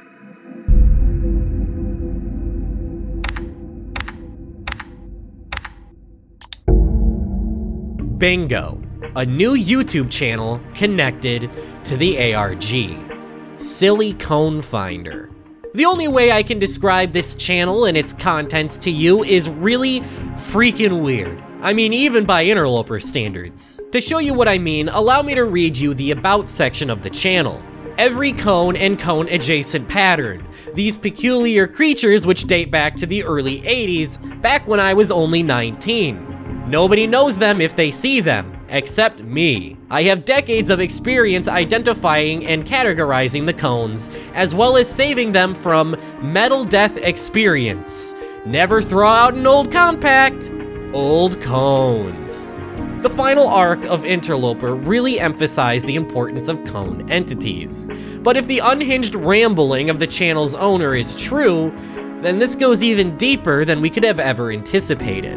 Although the About section mostly comes off as unintelligible rambling, there are some important tidbits to glean from the text. Look at what the narrator says about the origin of cones. They date back to the early 80s, back when the narrator was only 19. There exists an integral character to the plot of Interloper, heavily involved with the creation of cones, that would have been 19 in the early 80s.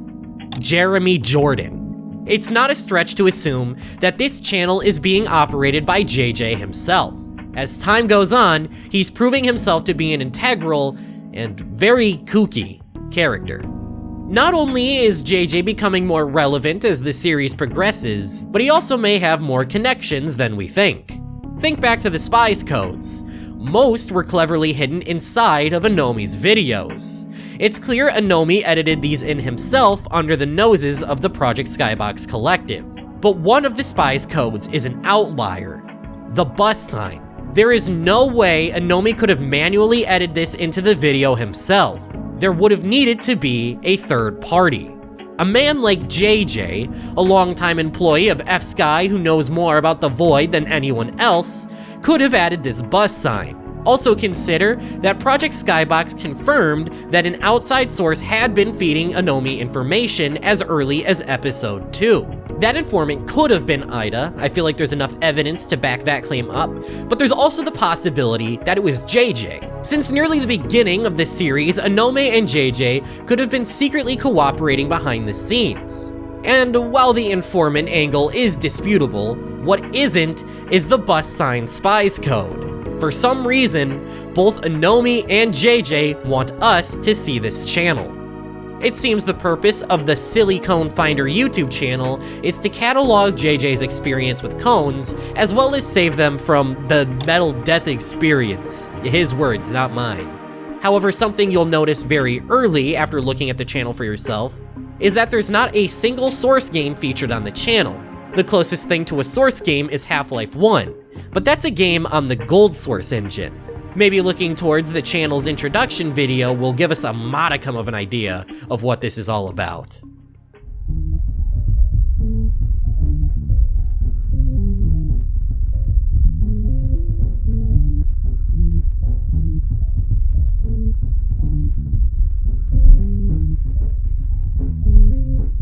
I feel like I'm having a stroke reading this. Truth be told, I feel like I know less now than I did going in. But what I can discern is that in 1977, the silliest cone was concatenated.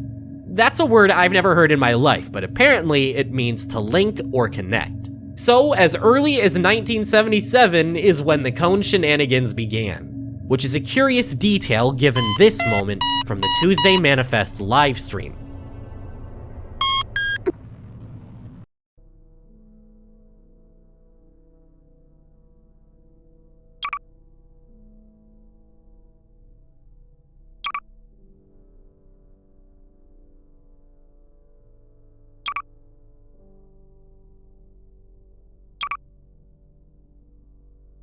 Ravencheck correctly identifies the decal, but incorrectly identifies the date it was spotted as 1977. This would line up with JJ's testimony about the silliest cone, whatever the hell that is. JJ also states that cones come in 4 different varieties: expungents, diegetics, formalities, and chronal. As for what those labels mean in reference to cones, your guess is as good as mine.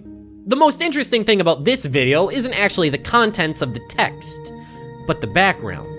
In the computer-rendered footage, in the foreground you can see a cube, a sphere, and the Utah teapot. The cube and the sphere obviously look like the ones from Sourcebox, but the presence of the teapot is intriguing, as the only other time it's been seen was during the Skyghost final transmission. If you look closely, you can even see the Utah teapot in the channel's profile picture, along with a cone, cube, and sphere.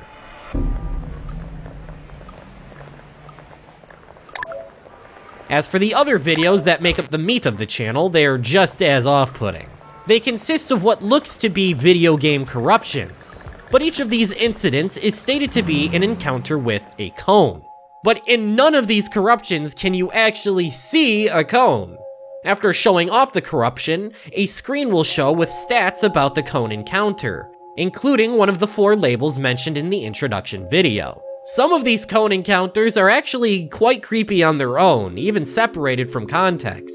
The fact that we know almost nothing about these encounters other than their tenuous connection to JJ and the Interloper mystery makes it only weirder. The creepiest video of the lot, if you ask me, is a cone encounter in Half-Life 1. Report to the normal material laboratory.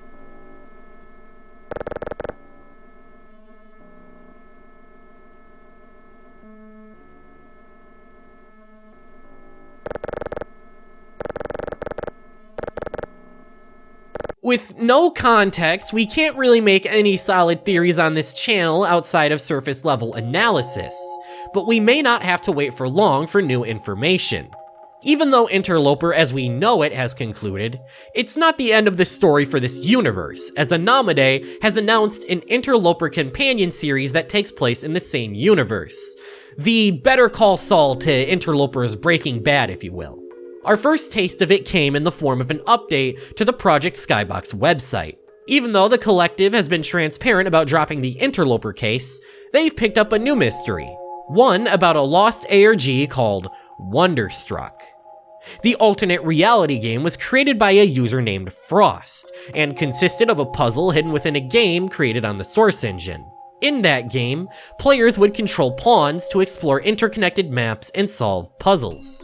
However, after drama involving stolen code and a public falling out with the ARG small player base, the project came to an end and all media surrounding the project has been lost. The most interesting part of the message is that the description of the gameplay of Wonderstruck sounds a lot like the Ordinance exploration. On top of the passage on the website, a teaser for Wander Stuck would be uploaded onto Anamade's YouTube channel. The teaser is brief, only a minute long, as well as very cryptic. Text flashes on screen, but it's in an unreadable Wingdings-like font. In between the flashes of text, we can see the sketched outlines of 5 distinct characters. The first, a scout from Team Fortress 2. The second, a Columbine model, much like the one Nomi uses. The third, I don't know. The fourth looks to be a figure in a cloak of some kind, as well as wearing a crown. Although the sketched outline of the character is tough to make out, to me it almost looks like the cut cremator enemies from Half-Life 2. The final character is very recognizable. It's the Sky Ghost, donning an umbrella. It looks like Wanderstuck is going to be the story of a long-lost ARG abandoned by its creator, as well as these 5 characters. There's a bit more to the teaser beyond that. Even though the text on screen seems like it would be unreadable, it actually can be deciphered. Each of the symbols actually translates to a letter or character in the alphabet. When fully translated, the text can be read in English. Good morning. Can you see my hand? Can you smell the rain? Can you find the keys? Forward, down, by your side, huh? 475. Hanging by the fortress sky. 475. In the corner, hope you die, so I can try. Listen to the thunder here, Kaminari Super Sky. You can try another time. Overthink it, bye-bye. Maybe you can touch the sky. Don't give up your life. Die, just don't collide. Wanderstuck. In time, I'm sure we'll begin to understand this message as Wanderstuck releases, and I personally look forward to breaking it down with you. So, with the past, present, and future of the Interloper series covered, I am finally ready to end my coverage of the series. But the journey doesn't have to end here for you. I highly recommend you to join the Interloper community Discord to learn more about this series. Share your theories, listen to other people's theories, and help solve the mystery of Interloper. The Discord, as well as the Interloper Wiki and GAC9, are invaluable resources that helped make this video a possibility. I'd also like to give a special shout out to Tadzy, Lunascape, Hunter, and all of the members of the Interloper community Discord for helping me research and write this video. In the future, I'd like to create one last YouTube upload about this series, compiling my entire investigation into one director's cut, easy to understand video. I understand that as time has progressed, the Interloper series has grown more and more complicated, and much of my past analysis is outdated. So I feel like having one easily digestible video that covers the entire story could be a very appreciated upload. With that said, I'd like to discuss one final detail. The Wanderstuck teaser is not the only place where this wingding-like language can be found.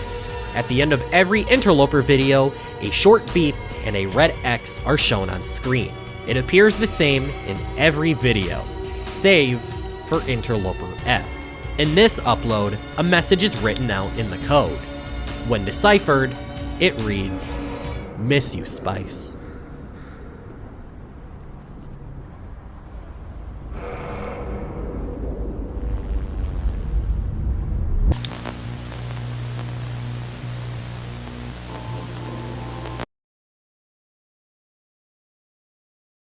Shortly after the latest upload, someone reached out to me, claiming to be a family friend of Ida Machinima. Yan. Yan? Fuck, is it Yan or Yan? Yan. Yan. Or Yan. I'm gonna say Yan. I'm gonna say Yan. Yan. And then just like cut that in, okay? Because I don't fucking know.